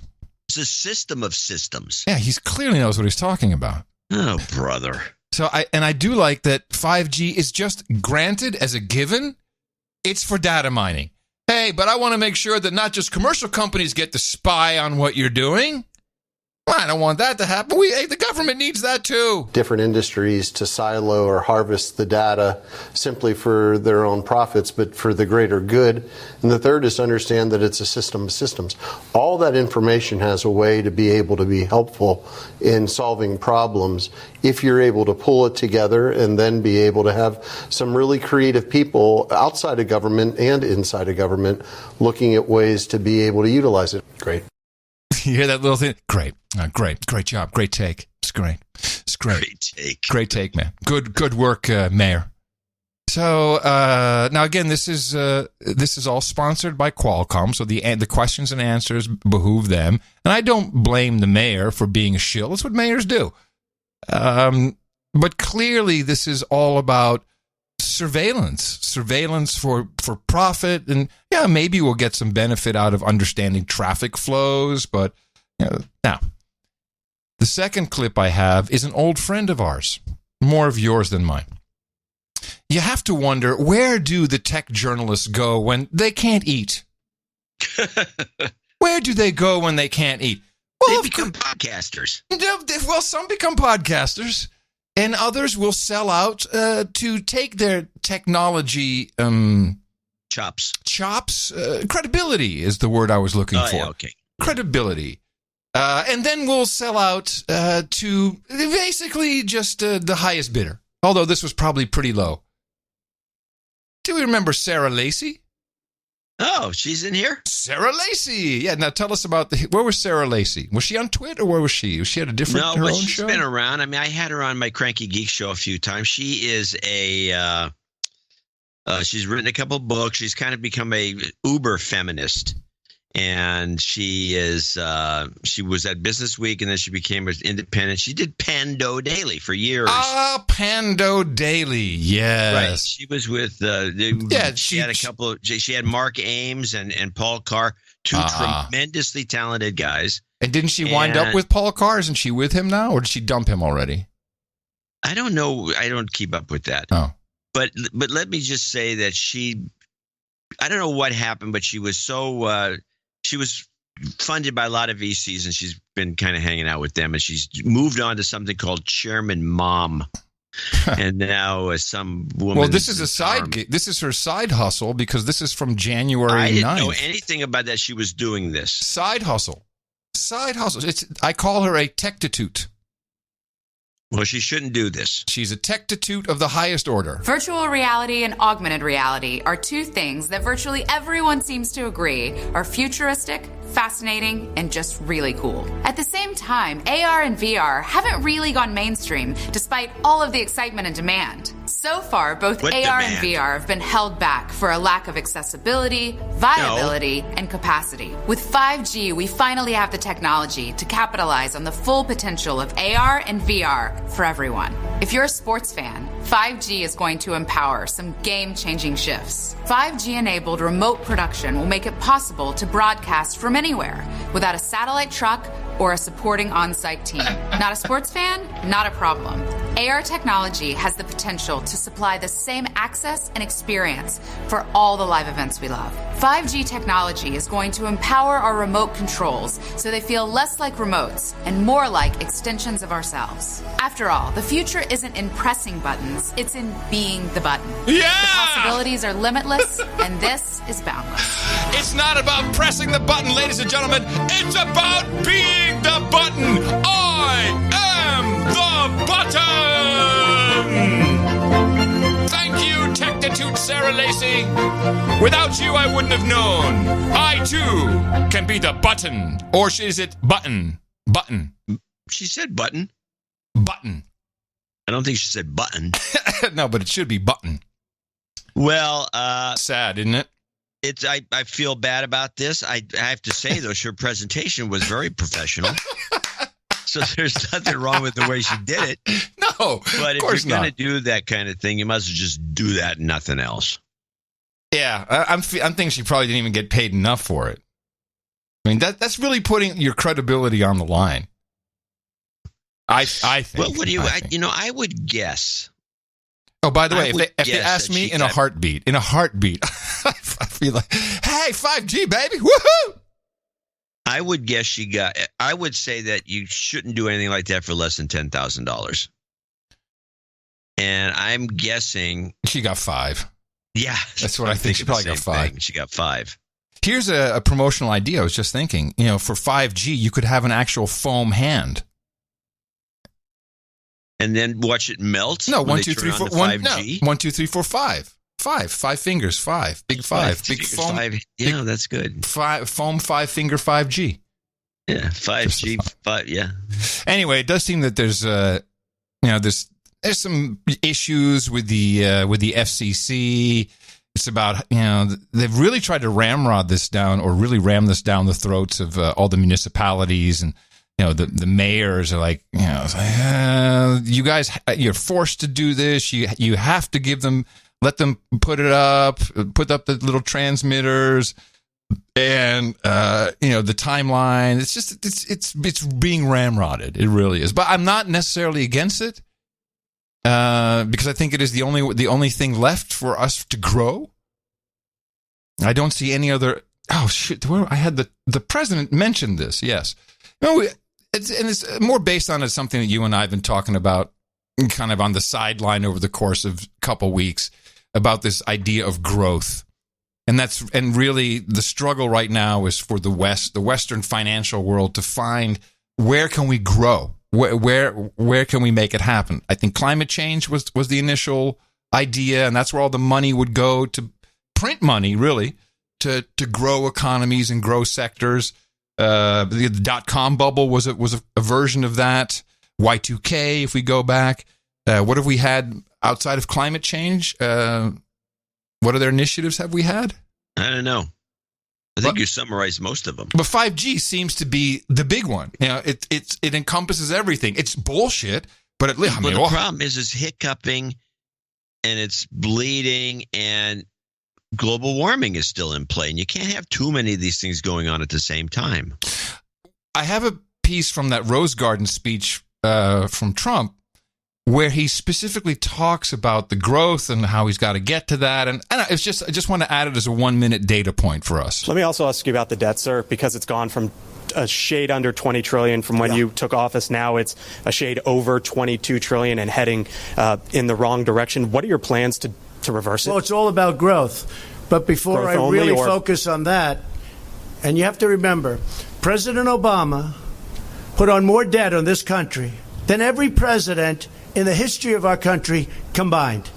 So when I took over, we had one man that put on more debt than every other president combined. Combine them all. So you can't be talking about that. But I talk about it because I consider it very important. But first I have to straighten out the military. The military was depleted. And if we don't have a strong military that hopefully we won't have to use because it's strong, if we don't have a strong military, you don't have to worry about debt. You have bigger problems. So I have to straighten out the military. That's why you get plenty of money. What did you say? Audit the Defense Department. You'll get plenty of money. Yeah, but we're talking about growth here. If we don't have a strong military, you don't have to worry about debt. You have bigger problems. So I have to straighten out the military. That's why I did the 700 and 716 billion. But growth will straighten it out. You saw last month. Now, listen to what he's saying, because he comes across as an idiot. I'm trying to read into the words. I think I'm hearing something different than what you just heard, because you're saying, audit the Pentagon. He's talking about, I think what he's saying is, I'm pumping this money in, and that will create growth through, I guess, the war sector. That's what I'm hearing him say. Okay. It's like, I did this, I did that for growth. It's an old belief of Marxists, in fact, that the way you stabilize an economy is to do a war economy, and then you can just throw money. Everyone has to go to work because most of the things that you're manufacturing are getting exploded. Yes.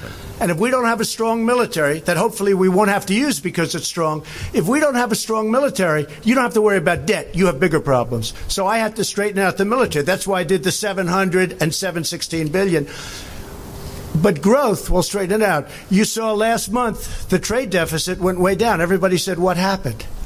Well, what's happening is growth. But before I can focus too much on that, a very big expense is military. And we have no choice but to straighten out our military. Is growth the only answer, sir, or is entitlement? Yes, ma'am. Go ahead.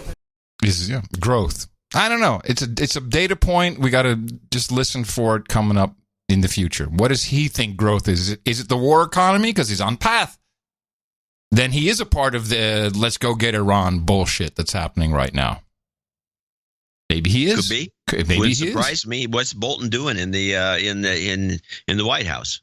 Yeah, well, I think he's there because he has the goods on Trump about all the weird sex stuff they did together. But maybe Trump wants the neocons in. It'd be very disappointing. Yeah. Well, it was the same thing with Obama. Don't you remember when Obama ran? It was two things. We're going to get out of Iraq immediately.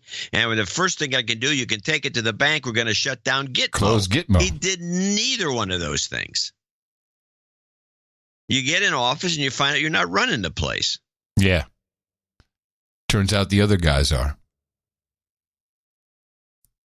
They're all set up. The whole thing's, just a facade. Mm-hmm. And you've got, and of course they want to get rid of Trump because he seems to be playing he doesn't play the game they want him to play. No. So the whole thing is pathetic. Well, let's switch to another pathetic piece of news. Although I find this quite amusing. And this was played up quite nicely on the NewsHour with Srinivasan. Cardinal Kicked, Part 1. I'm glad you got these. After decades of investigations and charges, Pope Francis expelled former Cardinal and Archbishop of Washington, D.C., Theodore McCarrick from the Catholic priesthood today. The Vatican announced that an internal investigation found McCarrick guilty of soliciting for sex while hearing confession and sexual crimes involving minors and adults, quote, with the aggravating factor of the abuse of power. Wow. Okay. Soliciting during confession. This is the thing that got me. I'm listening to this. I'm like, what? And so I'm trying to imagine how this goes.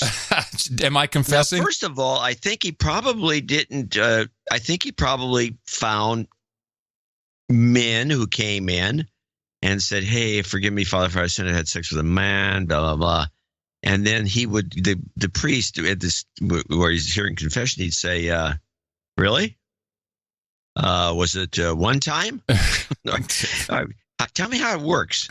And he said, maybe you should show me how it works. I'd be kind of interested in this. Now, but this was also underage children? Everything they walked. How can here's what I don't understand. We throw people in jail for everything. How do these a-holes walk around? I have no idea. And this is the first cardinal that's been booted from the church, I think, in 200 years. No one's ever gotten to cardinal. I mean, this is the highest right under, just second to Pope. And so to get as far as he did, and meanwhile just soliciting people in the confessional booth, it's like, this is like the guys. I'm reminded of the guys. That's like a crooked cop, man. It's like that. It's like those conversion therapy guys. Yeah, there you go. The number of conversion therapy evangelicals, and there's been many of evangelicals who were gay and they were just closeted, or they were gay, and they would do conversion therapy. Say, well, you're gonna have to show me how this works. I could use a lesson here. Can you do that on me and see what happens? I want to see what the response. I mean, I can't imagine the kind of games that are played, but it's a road to a come on. And I just found it to be hilarious that this was going on. I find it so disturbing. It's very disturbing. It's more just I think it's hilarious personally. But why aren't these people?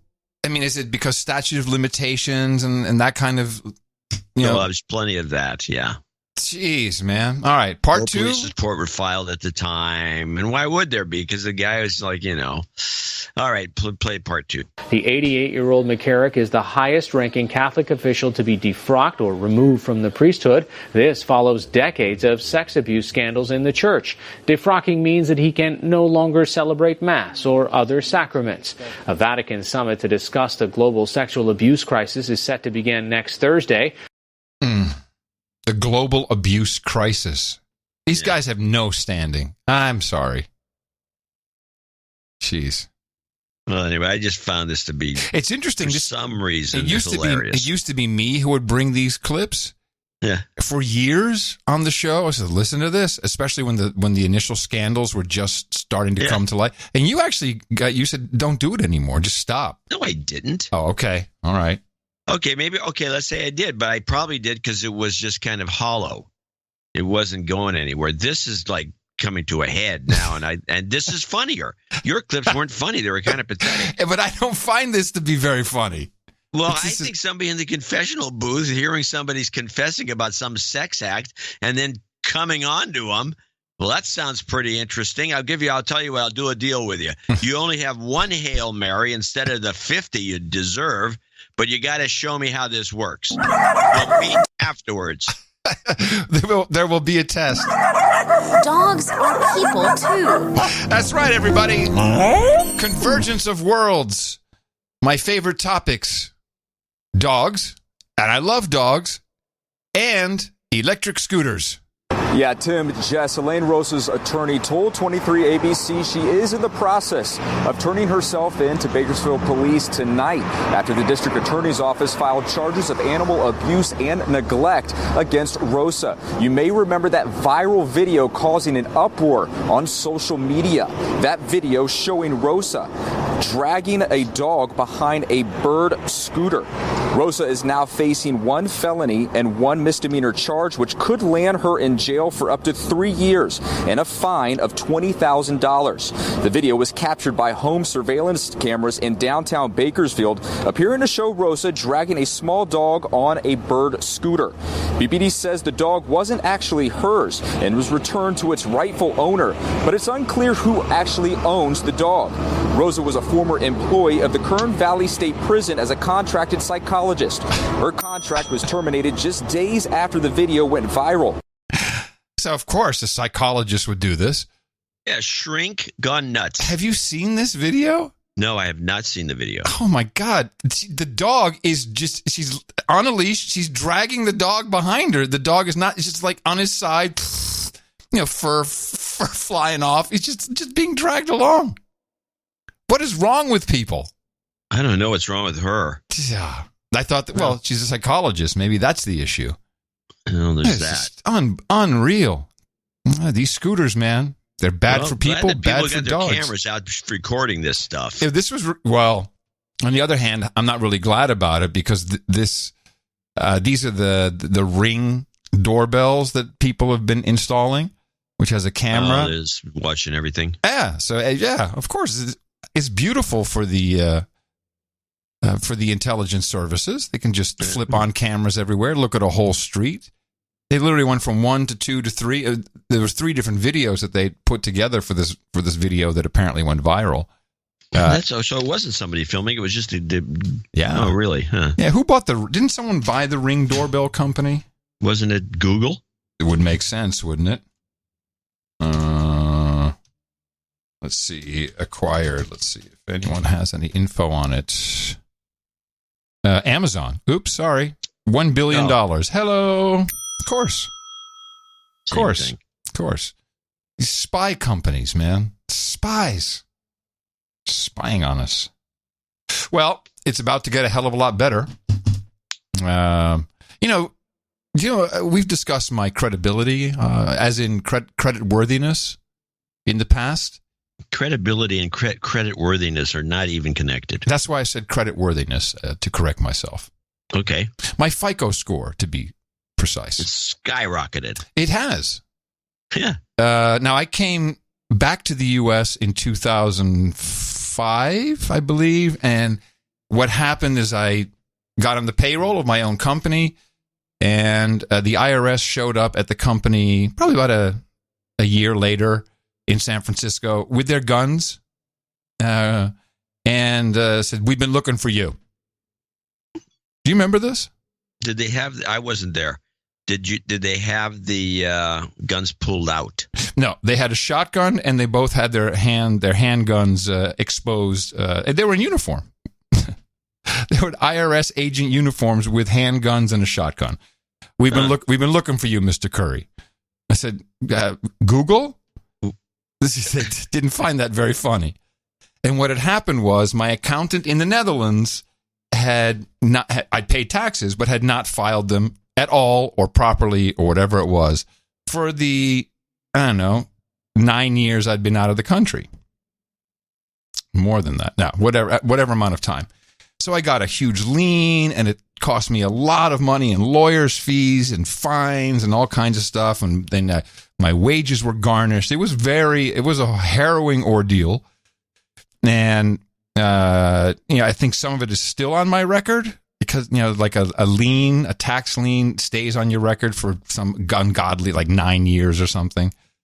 And so when we were looking initially at buying, when I wanted to buy the Airstream of consciousness, it was very difficult for me to get any kind of financing because my FICO score was in the 600s.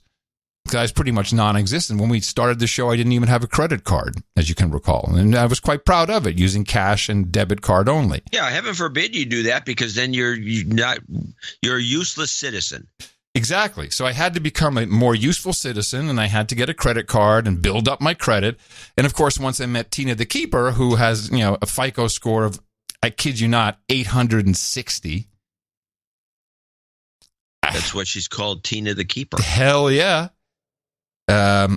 She's been like kicking my ass about making sure I pay bills on time. I only have 3 bills, but okay. Paying bills on time and being a good citizen. And we want to buy a house. And now that we're together, we can actually buy a house because it's the 2 of us. So we're going through the process, and, she did it. She helped me up my FICO score. I am now 750. Oh, good for you. I'm very proud of myself. But of course, well, I am, because, now we can, hopefully get a mortgage and get on the property ladder on the lowest rung. Yeah, there you go. Right.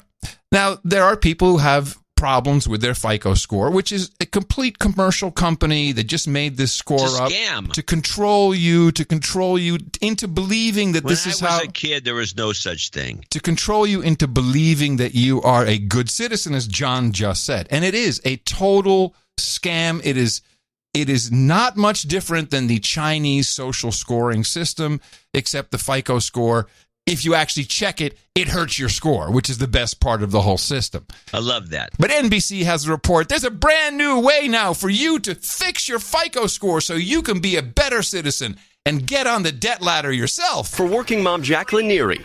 May I speak with Ms. Sanchez, please? It's one sales cold call after another.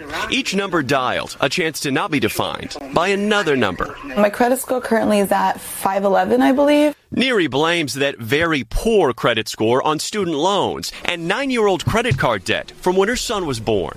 I'm not that person, who they're judging off of that negative credit score. Credit agency Experian says nearly 100 million Americans suffer from poor credit, which is why the company's launching Experian Boost, a free program designed to raise scores immediately in exchange for access to your bank account, utility bills, even cell phone payments. You're asking people for their spending history, their bank accounts. This is great news, everybody. Open up your stuff, let them in, and you get an immediate boost. In fact, we branded it as Experian Boost. Pretty personal stuff. How safe is this to provide information-wise? The consumer's always in control. They decide when they provide that access and when they want to revoke that access. A demo led to an instant 21-point boost. But critics see risks of subprime lending, opportunism to make more money from more loans, and privacy concerns. So someone is going to make money off of my data. It won't be me, but now that information exists, and it exists for the world to see, for it to be sold. Experian promises encrypted records and to only sell this new information to its regular credit report clients, adding anyone who leaves the program should expect to see their score drop. For Neary, a risk worth taking, a bet on a better future by letting a company peek at the present. What a piece of crap native ad that was. And 20 points? She said her score was 540, so now it's 560? Woo! It's encouragement. This is slavery. It is sanctioned slavery. The first question I'd have for Elizabeth Warren, if I ever spoke with her, is what happened to your Credit Consumer Protection Agency Bureau? This is actual slavery. Oh, if you leave the program, if you don't let us watch what you do with your money, you'll go down in your ratings. It is slavery. We need some smart state representatives to crack down on this stuff at the state level. Yeah, the system, it's like a big fix, the system is in. Everything runs on it. People accept it. That's the bigger problem. People accept in the olden this. days, the banks would do their own research on you. Yes. They wouldn't just look at a number and decide to give you a loan or not. I mean, how hard is that? Which is exactly why we went with the credit union for our mortgage. Yeah. They look at you and say, hey, why do you get money from Dvorak every 2 weeks? It's not from me. From the LLC. They're like, you're very curious, Curry. We're not quite sure how your business works. We'd like to talk to you about it. But you know what? At least they're not basing it on a damn credit score. But yeah, but this is very bad. And you're right. The way NBC does this native ad for this new Boost product, it's disgusting. Save. I guess that's the only answer is save. If you're young enough, you can do it. Not like old messed up people like me. I spent all my money. But I had a lot of fun spending it. Stop spending your money. What am I supposed to do? I'm going to show my support by donating to No Agenda. Imagine all the people who could do that. Oh yeah, that'd be fab. Yeah, on No Agenda in the morning. So we do have a few people to thank for show 1113. I suppose we could have used is it 1113, 1114, 1113? It's 1113. Yeah, I could have used the gimmick of 13. I have actually. There's a thing called a sexy prime number. Are you familiar with the sexy primes? Never heard of anything such as this. All right. Well, I'm going to send it to you because maybe some good numbers. We can use some sexy numbers. Sexy prime. Primes. Sexy prime numbers. Yeah. Sounds like a bar. It's a good band name too. Sexy Prime. Sexy Prime. Hello, Cleveland. Christian Allen at the beginning of this list, $133.33. Talking about 13s. Maple Ridge, BC, Canada. see is a happy birthday call out, and we got that on the list. Well, that's actually a he, and I'd just like to read it. He. Yeah, Yes. I'm placing a donation of $133.33 for my son Tristan's 15th birthday, which falls on today, show day. We are long overdue for a de-douching since we've been punching each other in the mouth since I discovered no agenda right after Trump's election. You've been de-douched. He asked, this is his son, Tristan, he asked I make a donation to the show so he could have a happy birthday shout-out on the best podcast in the universe. His mom and I could not be any more proud of him as we watch him navigate this ever-changing world. He's a straight-A student despite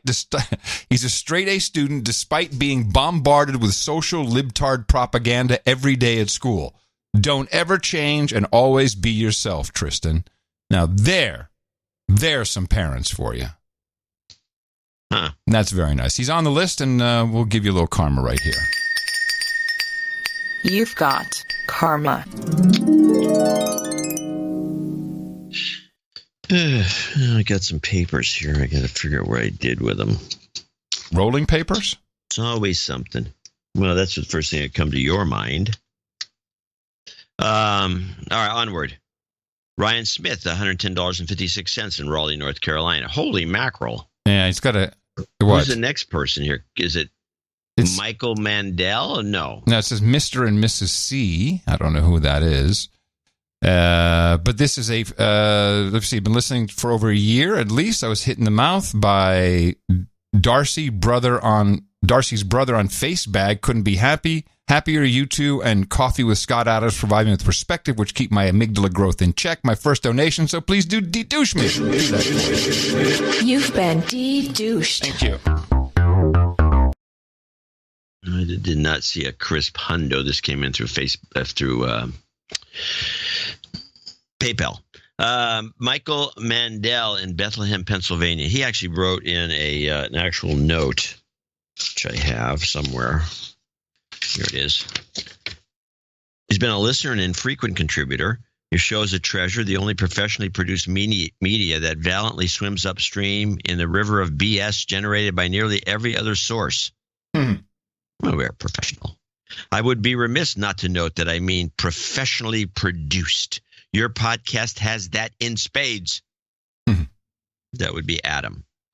I have waited and waited for my financial ship to come in, but as always seems to stay straight. And I dream of making a gigantic contribution someday. In the meantime, here's a hundo. Yeah, I need it, but in the spirit of wealth redistribution, I'm sending it to you. I'm experienced enough to know I won't miss it in a couple of weeks anyway. Anyway, just think we could read the note if we want to or not. KC3BLF 73. 73's Kilo 5 Alpha Charlie. So there's that. Christine Codega. Oh, Codega. This is the first one we got. Oh, this is $99.99. 33 times 3 for the invisible no agenda hat. All right, here it is. Here comes your hat, Christine. There you go. First and last is my guess. I don't know. It's a great looking hat. It's invisible. Jason Conklin in Holly Springs, Georgia, 8701. It looks like birthday in order here. Well, not just Kimberly Lewis in Davis, California. Hold on, John. 8008. John. Mason becomes a knight today. So I'd like to read the note. Oh. Because there's all kinds of information in here. I think there's a reason you want to read the note, but I'll let you go. No? You read the note then. I'm just trying to stop for the knights, that's all. Go ahead, read it. Well, he's a knight after he gets knighted. This donation's amount brings me to knighthood. I claim the title of Sir Dorian Mode, Knight of the G major chords.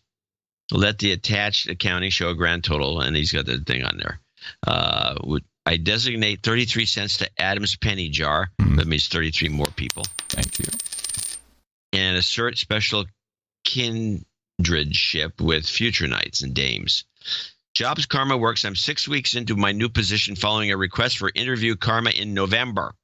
Now can I have some Peter's Principle protection goat karma? Lastly, I request a WTC7 won't go away. And also a 10-second synopsis of Adam's views on the subject. I don't have that for you. Can I search for show notes related to WTC7? Yes, that you can do. Go to bingit.io. Bingit.io, that is our show notes search engine, and that is a great place to start. And he wanted palmetto cheese and grass-fed butter out the round table. Job karma works. Okay. Seems to. Seems to. So we don't know why. WTC7 won't go away. By Ayn Rand. You've got karma. Kimberly Lewis in Davis, California. One of the stops of the Zephyr. 8008. Charles Couch, 8008. Don't know where he's from. He also says Jobs Karma. Puts them at the end for you. Paul Gabrielson, 8008. He found the Easter egg. Sam Garcia, Valrico, Florida, 8008. Chris Kincaid, 5510. Matthew Smith, $51. Tara Reese in Urbana, Illinois, 5036. And it's for a birthday. Is she on the birthday list? I don't know. Well, I'm still writing down Kimberly Lewis's birthday, which is not on the list. What's this one? This is when you're done writing it down. Yeah, I finished that one. Tara Reese. For her birthday. Okay. Jesus. Urbana, she's turning 36 on the 31st of January. Okay. Thanks for the great podcast. Oh, let me back up and get something from Oscar. How did I miss that? No, we haven't gotten there yet. So I don't know where I am. I'm screwed up. But Oscar Quiroga II in Huffman, Texas, 5510. And he is calling out Chris Quiroga and Robert Parkerson as douchebags. Douchebag. He says they should be ashamed of themselves. You know, we should probably mention that Eric had to do the spreadsheet for something. Oh, he's last got night. He's running this school, and he had to go across drive 5 hours or something to some event. Yeah, with a bunch of kids. It's bad for the show, but good for kids, I guess. Well, who cares? I care. I care when we miss stuff. I really do. Well, we did miss something, and it wasn't on the spreadsheet for somebody else, which we'll get to later. Donation for my birthday. Anyway, Tara Reese is turning 36. Chris Slowinski in Sherwood Park, Alberta. These are following our $50 donors' name and location. There's only 1, 2, 3, 4, 5 of 6 of them. John Camp in Antlers, Oklahoma. Joel DeRuin, Sir Joel in Savannah, Georgia. Scott Evers in Parts Unknown. And Nicholas R. Brown in Parts Unknown. It says CPDF. Yes. This is Nicholas Brown. Yeah, this is the big... the big giant thing. Yeah. Yeah, what about it? Well, wasn't this a make good? No, that wasn't the make good, I don't think. Then why was it... Okay. I don't know. I didn't see the PDF. Oh, it came in with the email. Oh. Came in with the spreadsheet. In the morning, John and Adam. Take a look at this at the PBDS on our time. It's nothing we read for $50. I'm finally. A lot of people have written. Here it is. That we read everything. We don't. No, we read nighting notes. We don't even do that necessarily. I like to. When someone becomes a knight, I do like that, and I believe this is the case with this. Let me double check. Yeah, he becomes a knight today. Okay. So this is Nicholas Brown. I'm finally a knight. As I write to inform you of my newly acquired status, I cannot help but think back over the almost 10-year journey that I have made with my two brothers from another mother. I, like many a knight before me, have learned of the No Agenda Show due to John's lovely plugs on Twit, also known as The Show. I immediately deleted off my podcast list once John was fired. I think he left. I don't think he was fired. And then he has a very, very long note, which I don't think is that interesting for the show. But he does want to be formally knighted as Sir. How now brown cow. Sir, how now, brown cow, knight defender of Capitol Hill, drainer of the swamp, castellan of the house, keeper of the Constitution, first of his name. And he requests Tito's and Tatas for the round table. So I will put those in there. That's a very long night name, my friend. Okay, so we have a few make goods. Starting with Zuckel, or knight from, how do you spell that? Z-U. It's on the top of that list there, the note. What are you talking about? The note that came in with the knight list of the knights and the list of the dames and the list of the upgrades. It's got a name at the top, says make good. Sir Jim Zuckel. Zuckel. I'm asking you how to spell that. Z-U-C-A-L. Oh. You think I'd know that? Because I had his note. I printed it out because I wanted to read it, and then now I can't find it. So I have to go find it. I have to go to Squirrel Mail, type in Z-U-C-L. Well done. James, lost donation. Okay, here it is. He came in with he says, I donated 1111 on February 2nd. There was no mention of my name on the 1111 show. Oh. Just making sure you received my donation. Yes, love the show. We got your donation. It was in there. I got a couple other things. P. Vasilos, who is the guy who left his donation off, and he had to send email in because it wasn't on the list, and we said to send a mail in, and we will read it. Happy 11/11. I wanted to thank you, both of you listeners and producers who support the show. I started listening at around episode 960 after getting hit in the mouth on Reddit. I think we read that. All the listeners, I believe we read this note. This is funny. Who are still douchebags. Because I remember the jingle request is, I'm triggered, you might die, and yay. Okay, well, that's out. That's done. And then last is John Donovan, the Baron of Silicon Valley. I'm really hoping that you catch this and do a make good on today's show. Previous note was a thank you and karma testimonial for show 111 with a no jingles, no karma that made it before the deadline and was not on the show. I need some health karma now. So please do a Chinese ITM, Reverend Whippet LGY goat karma for me and for the rest of the peerage needing some health karma. Yeah, I can't do all that. I can do health karma, but we're right near the end of this segment, and now I've got to do all these jingles? You got to give them to me slow again. You can't just do a list like that. I'm going to read the rest of the note first. I'll give them to you slow. Chinese ITM. Whip it.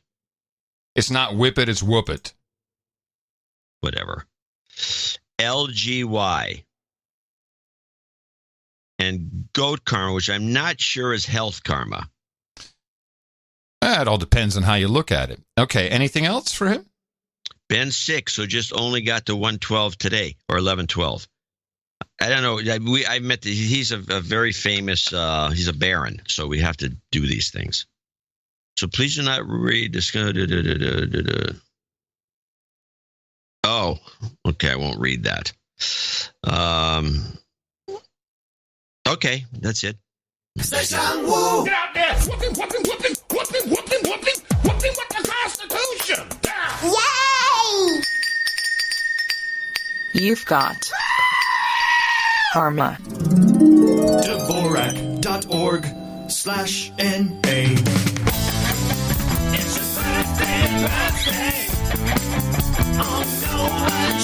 And here we go, our birthday list for today. It is the 17th of February, 2019. Belated birthday, 36 to Tara Reese, who celebrated on the 31st of January. Paul Hooper says happy birthday to his smoking hot wife, Lisa Stelter Mason. Lisa Stelter Mason Conklin turns 43 on February 20th. We heard Tristan's parents wish him a happy 15th birthday. And Kimberly Lewis says happy birthday to her smoking hot husband, Surreptitious Knight of the Marin Headlands. His birthday also on February 20th. Happy birthday for everybody here at the best podcast in the universe. And we need to do our knights here. We've got two knights. I'd like Mason Conklin and Nicholas Brown to get ready as we grab our blades. Yeah. All right, Mason and Nicholas. And and Nicholas, thank you both very much for your support of the No Agenda Show in the amount of $1,000 or more. Therefore, I'm very proud to bring you into our round table and pronounce the KV, Sir Dorian Mode, Knight of the G major chord, and Sir How Now Brown Cow, Knight Defender of Capitol Hill, Drainer of the Swamp, Castellan of the House, Keeper of the Constitution, first of his name. For you, gentlemen, we have Hookers and Blow, Rent Boys and Chardonnay, Palmetto Cheese and Grass-Fed Butter, Tito's and Tatas, Waifus and Waffles. We got Sparkling Cider and Escorts, Rubenesque Women and Rosé, Breast Milk and Pablum, Ginger Ale and Gerbils, Bong Hits and Bourbon, and Mutton and mead for you. You can pick it all up at noagendanation.com/rings. Eric the Shill will take care of you. And thank you very much for your support. And remember, we do have another show coming up on Thursday, Dvorak.org/NA. Okay, now here's the thing that Donovan says. I'm going to read from his original note. Calling all cyber dudes and dudettes. Let's try to do, now this is nothing that has been, it's not on the Meetup side. It's just that something, I don't know how this is going to go, but I'm going to at least do this much. Let's try to do a simultaneous Meetup on Saturday 3/2 and get a group together in San Francisco at the same time as the Austin Meetup. Okay. This will be during the Cybers Conference, RSA Conference in San Francisco. Details to follow on the Meetup site. There's been no details on the Meetup site. Now, what are you going to say? I don't think it's a good idea. Austin has finally, we're doing our big Texas Meetup. I don't want California horning in on our glory. Well, I can understand that. Yeah. There's been plenty of meetups in California. It's Texas's turn now. Come over here. Besides, I really don't see that working very well. So we're going to get a laptop. Hey, everybody, let's wave. I'm sorry? What's the idea? We're doing simultaneous meetups and we're going to wave at each other, or just do a... There was no mention of any such thing. Okay.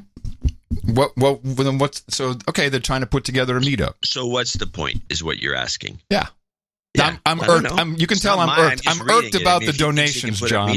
I'm irked about the donations today. It really irked me. That's all. What? It's nothing to do with you. It's just shoddy. I think we're already pretty unprofessional in a lot of things, but I just like to get some of these things right. The birthdays, that kind of stuff. It's just I'd like to get it right. Well, I think grousing about it is not really making it any more professional. All right, onward. Let's go with the idiot mayor story. Okay. Idiot mayor, PBS 1. The race for the White House in 2020 is in full swing, and 10 Democrats so far have declared their candidacy for the party's nomination. With just 4 months to go before the first Democratic presidential debate in June, Pete Buttigieg, the mayor of South Bend, Indiana, recently announced that he formed an exploratory committee. If he wins his party's nomination, he would be the first openly gay candidate of a major party to run for the White House. Mayor Buttigieg joins us now to discuss his book, The Shortest Way Home, and why he would be a good president.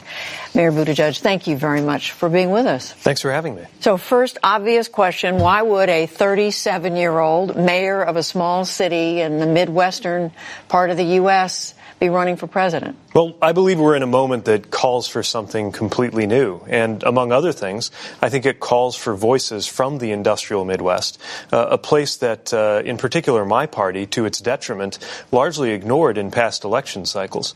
I think it also calls for somebody from a newer generation. As a millennial, I'm just old enough or just young enough to qualify as an older millennial. I'm from the generation that, for one thing, grew up experiencing school shootings as the norm. I was in high school when Columbine happened. We're the generation that's going to be on the business end of climate change, that's going to have to pick up the pieces of the fiscal mess that will be made by current tax policy. And economically, we could be the first generation in American history to make less than our parents if nothing is done. So I think that those kinds of voices have been missing from the debate, and it's time to step forward. I get that it's a non-traditional path compared to, let's say, being in the Congress. But as an executive with on-the-ground experience in government, I would also argue that the more Congress starts looking, or Washington starts looking like our best-run cities and towns instead of the other way around, the better off we'll be.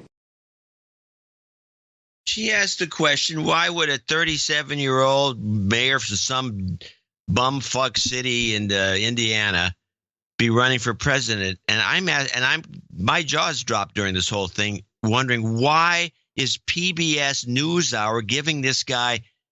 They gave him 15 minutes. They're desperate for candidates. What? There's thousands of candidates.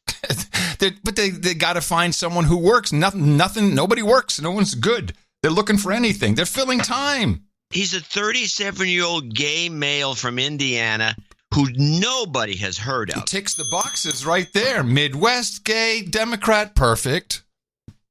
And he's the only thing that I can see where they may be kind of like jacked up about this guy, because he's so all in on climate change that's all he talks about.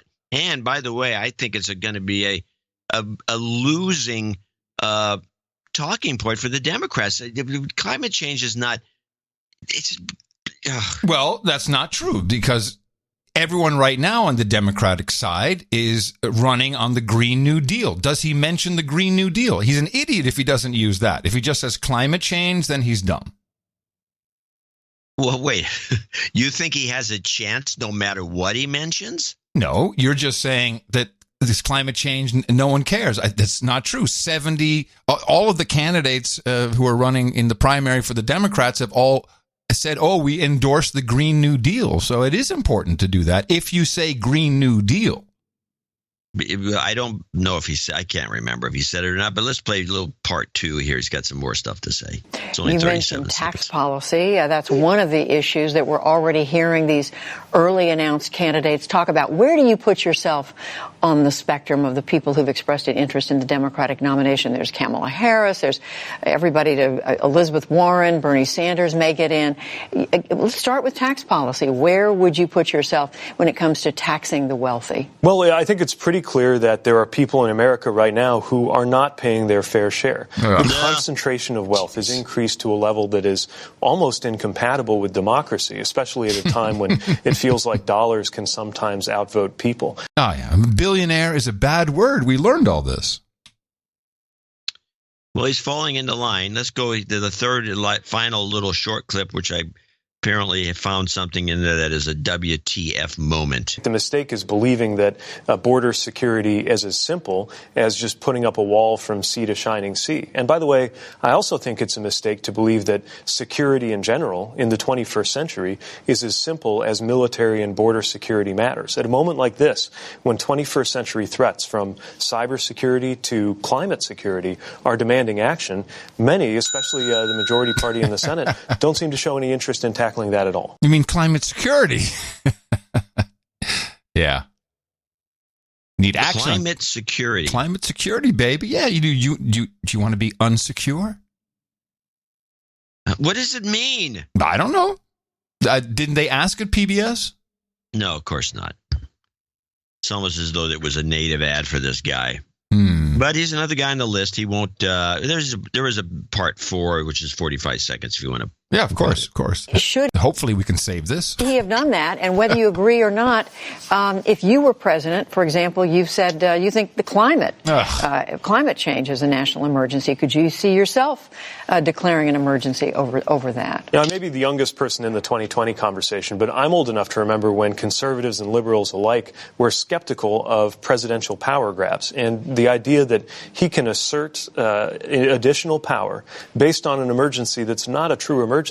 To the extent that there is a humanitarian crisis, it's one of his own making because of the cruel policies being implemented at the border. And in the meantime, something like climate, something that has the destructive power of perhaps a depression or a world war, that is a much more real emergency, is demanding our attention. Don't be denied. The science is in. Science. Yeah, this has to stop. What these people are saying, and by the science is backing off from this, we're all going to die in the climate. I mean, it's happening everywhere. We're identifying it. NASA's top global warming scientists, we played her on the show, backing away from it. The Austrian Meteorological Institute is also backing away from the consensus of climate change. But the politicians are all in. They're pushing it so hard and abusing children. Euronews had this report this morning. It's very short. So there was another climate change rally. This is an 11-year-old girl. And there's adults standing around her as this child is filled with fear and tragedy and emotion and cries about the climate killing us. And these assholes are standing around her, cheering her on. Hi, my name is Iris, and I'm 11, and I love our planet, and I don't want everything to stop. And if we do want everything to stop, then we're going the right way about it at the moment. And this isn't good.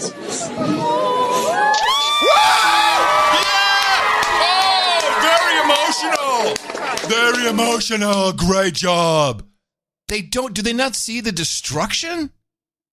No. Of course not.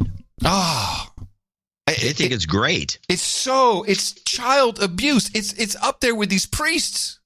It's just a different religion. You're making, it's abusive. So abusive.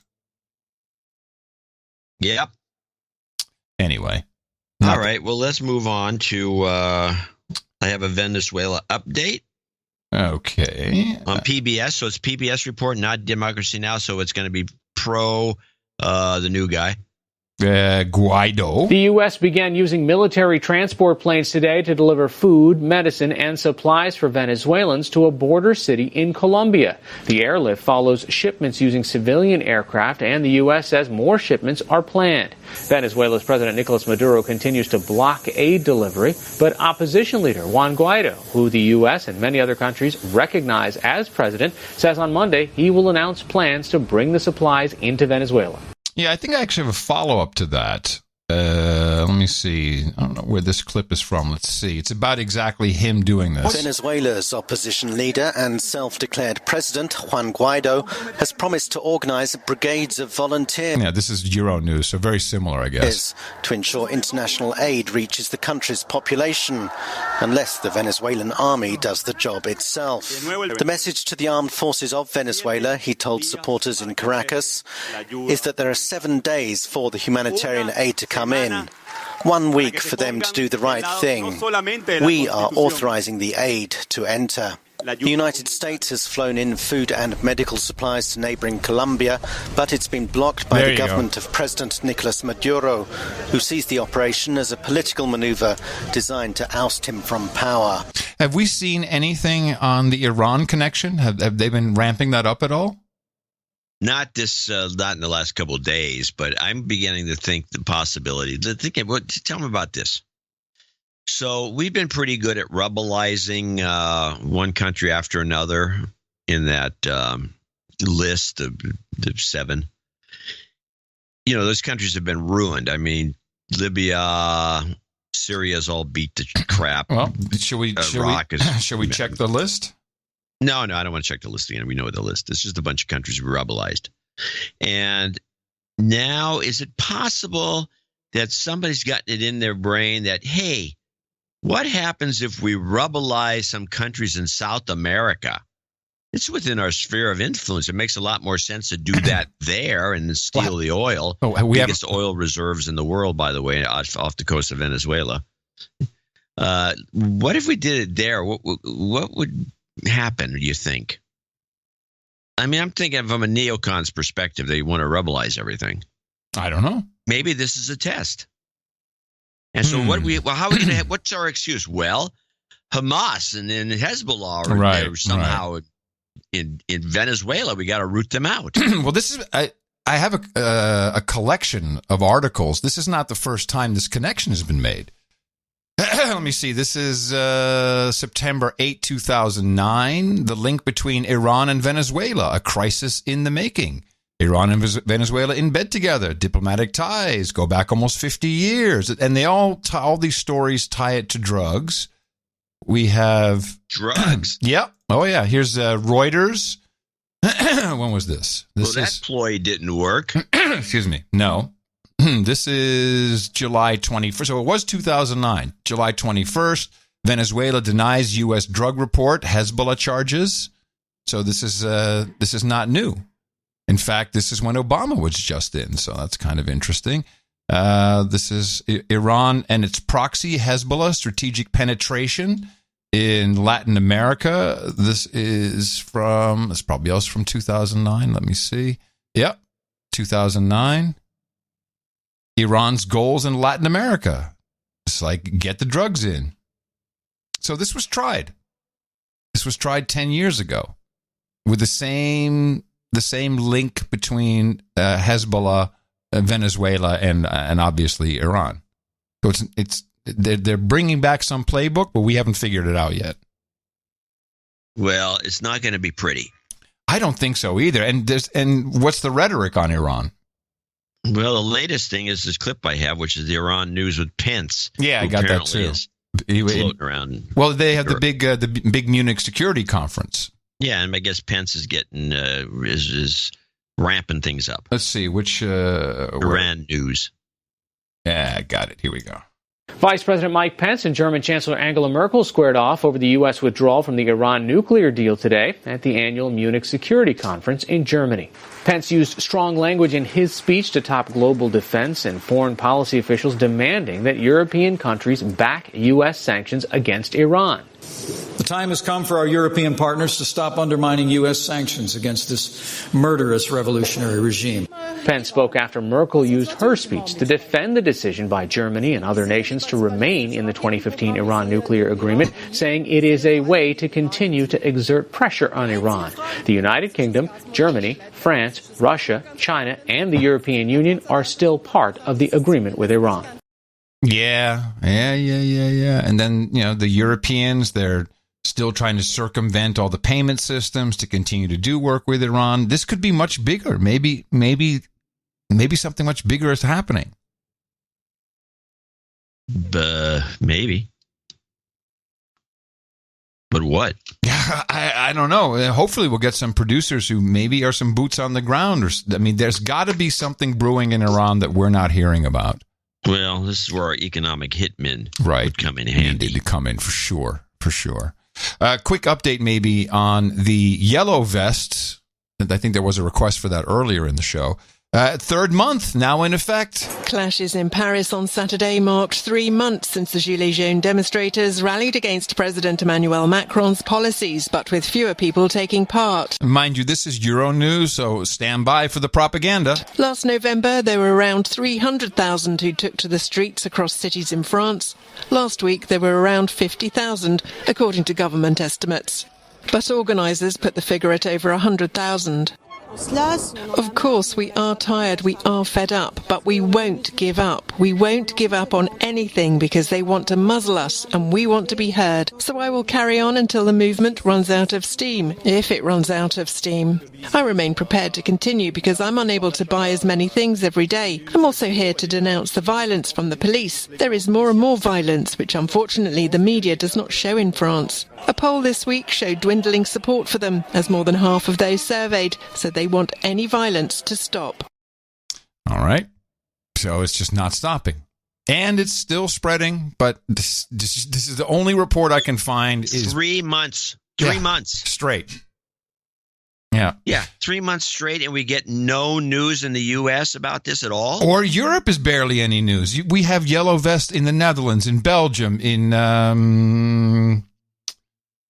Germany, I think maybe Austria. You really don't know because it's not mainstream reporting. I would have to make an actual effort. There has to be some reporting somewhere. This is it, Euronews, and it's the propaganda. Well, it's tapering off. Oh, it's a lot less than it was. It's only 50,000. Who cares about 50,000 people who are pissed off? Ugh. All right, we do have this. That's bad.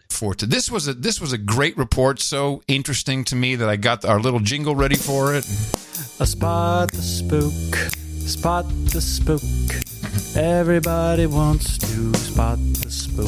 This is from the podcast Autoline Daily, episode 2532. Boy, That's a little bit ahead of us. There's a fascinating transformation going on with the board of directors at General Motors. It's now well populated with people from the intelligence and military communities. They include Mike Mullen, the former chairman of the Joint Chiefs of Staff, Jamie Mishek, former deputy director of the CIA, Linda Gooden, formerly the head of information systems at Lockheed Martin, and Wes Bush, former CEO of Northrop Grumman. In a world of cyber attacks and geopolitical flare-ups, General Motors is making sure it has the kind of corporate guidance that knows how to deal with these kinds of problems. Another point worth repeating, almost half of GM's board are women, the highest percentage in the auto industry by a wide margin. And that's going to give GM perspectives that other automakers do not have. Now, it's a podcast, so it's just information. But that's quite an interesting list of board members. Well, there's more than just information. There's an opinion at the end. Yeah, I don't care about the opinion. I was looking at the spooks. Yeah, the place is filled with them. It's almost all spooks. But why? What is does GM make war stuff? I guess they do, huh? Yeah, tanks. Oh, okay. Yeah. But still, that's an interesting list. Is that how you get paid off at the end? Like be on the board and everything's good. Thanks for your service. It's a paid board job. It's not like a free one. Maybe it could be just that. And GM's the only company that'll allow it. Maybe, I don't know. It just very, very fishy. I do like that it's that the majority is women, and I hope the company does really well. That's what we've been promised. Yes, with all the women that should do better than typically all men. Yep, according to what we've been promised. Mm-hmm. And I guess we should do this update since it seems to be incredibly important to people. Although the event itself is completely uninteresting. But the fact that it took place is very, very bad for the United States, and once again shows you how the mainstream media gets just fooled into all kinds of crap. This is the Jussie Smollett. I think we... this is kind of what everyone has, and you want to chuckle. Well, I'll play the report in a quick discussion. Developing news now in the Jussie Smollett case. The two men arrested in the alleged attack on the actor were released from custody, but apparently not before giving police important information. Sources, they tell CBS News, the Nigerian brothers say the Empire actor orchestrated the whole thing. Sarah and Chris, this story is still evolving. Chicago police released a statement tonight saying information from those brothers you mentioned, quote, shifted the trajectory of the investigation. And police say they've reached out to the attorney representing Jussie Smollett, hoping to speak to him. They've now released those brothers without filing any charges. And when they did, police said there was new evidence, but didn't say what it was. Now sources tell CBS News the brothers said Smollett paid them to take part in the attack. Sources say the pair was paid $3,500 before they left for Nigeria shortly after the attack and were promised another $500 when they returned. They also reportedly said they bought the rope that was around Smollett's neck at a hardware store. Thursday, police searched the apartment of the brothers and removed bleach, a black ski mask, as well as other items. Smollett has hired Michael Monaco as his lawyer. He's best known for representing President Trump's one-time personal attorney, Michael Cohen. No, that'll be good luck with that. Well, let's back up. We called this from the minute it was. We did. It was produced as some sort of a news story because of the situation. John, it wasn't just a news story. It was a breaking news. Stop everything. I was listening to MSNBC. Stephanie Rule was in tears. This is the worst news I've ever had to read. And they had MAGA hats and they said it was MAGA country. Something that that wasn't even reported. This is another example of how it's just, how do you trigger the news? Who can do a better job? Who can get something to go viral? And there's never an apology for all the shit that they say while this hoax takes place. Again, I just want to remind people, we spotted this because of the weather conditions. Yeah. Nobody's going to be out in 20 below temperatures with 40. A hat on like that. Mm-hmm. For starters. The whole thing made zero sense, and so we just ignored it. We made our proclamation. This is bull crap. Yeah. although it makes it sound like Trump apologists. Of course. And we stopped even reporting on it because it was dumb. And now it comes around to be exactly what we said. Dumb. And of course, I'm glad, I guess you followed up. I mean, I wasn't even going to pay any attention to it. But it's just and you're right. Where is the apology for these news outlets that don't do any work?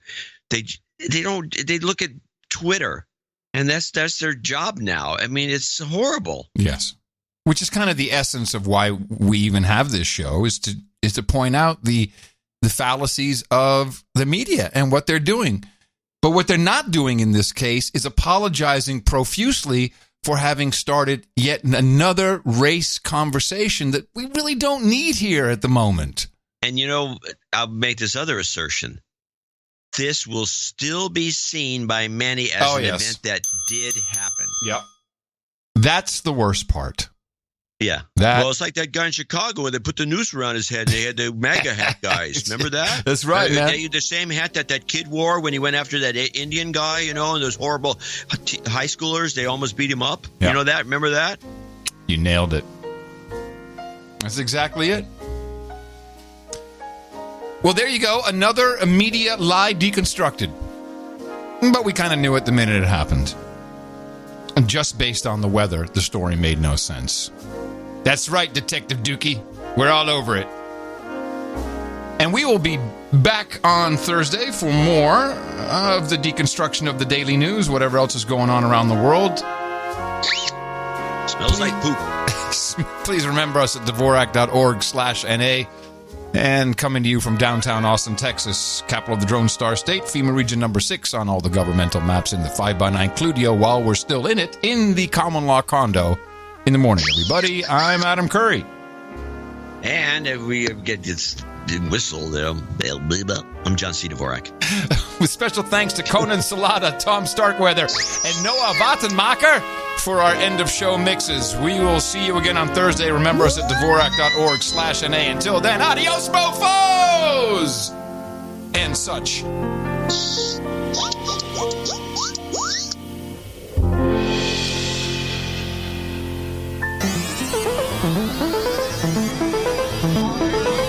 National emergency. When you hear the word emergency, we will have a national emergency. Threat, danger around the corner, a need to act now. There's a national emergency, haven't you heard? Even though it shouldn't be there. Is there really an emergency at the border? National emergency. We have a national emergency, all right. Its name is Donald Trump. And they will sue us in the Ninth Circuit. I think he lost the government shutdown, so he's giving himself a performance trophy so he can say, I'm a winner. And we will then be sued. President himself essentially saying it's not a national emergency. We will have a national emergency. There's no emergency. It's a fake, and everybody knows that. And then we'll end up in the Supreme Court. It makes no sense. And what we really want to do is simple. It's not like... Describe this emergency as a non-emergency. It's complicated. It's very simple. And at the same time, it makes perfect sense. And we'll win in the Supreme Court. Taking a stance in skirts. Men in minis. But will it solve the problem? Men in minis. Taking a stance in skirts. Men in minis. But will it solve the problem? What message will this send to the men who attacked? Many men are acting like women. I mean, they can't deal with the rapings. They can't deal with terrorism. No masculine power in our society to fight back. And that's because our culture has become feminized. Men here are brought up to be women and think like women and be soft-minded. That is what Europe is about. Men in minis, taking a stance in skirts. Men in minis, but will it solve the problem? Men in minis, taking a stance in skirts. Men in minis, but will it solve the problem? That was not what Europe used to be. Normally you have had like male hero virtues. A culture needs to be balanced. You need to have both the masculine part and the feminine part. And now the masculine part is lost, and we see the consequences. So the vacuum that feminism has created means that women are becoming victims. Men needs to take responsibility to defend the women, the children, and the culture. Because now, this postmodern project is dead. Men in minis, taking a step in skirts. Men in minis, but will it solve the problem? Men in minis, taking a step in skirts. Men in minis, but will it solve the problem? Maybe this secular humanism is just an illusion. That was good. The best podcast in the universe. Adios, mofo. Dvorak.org/NA. Could ask for more money?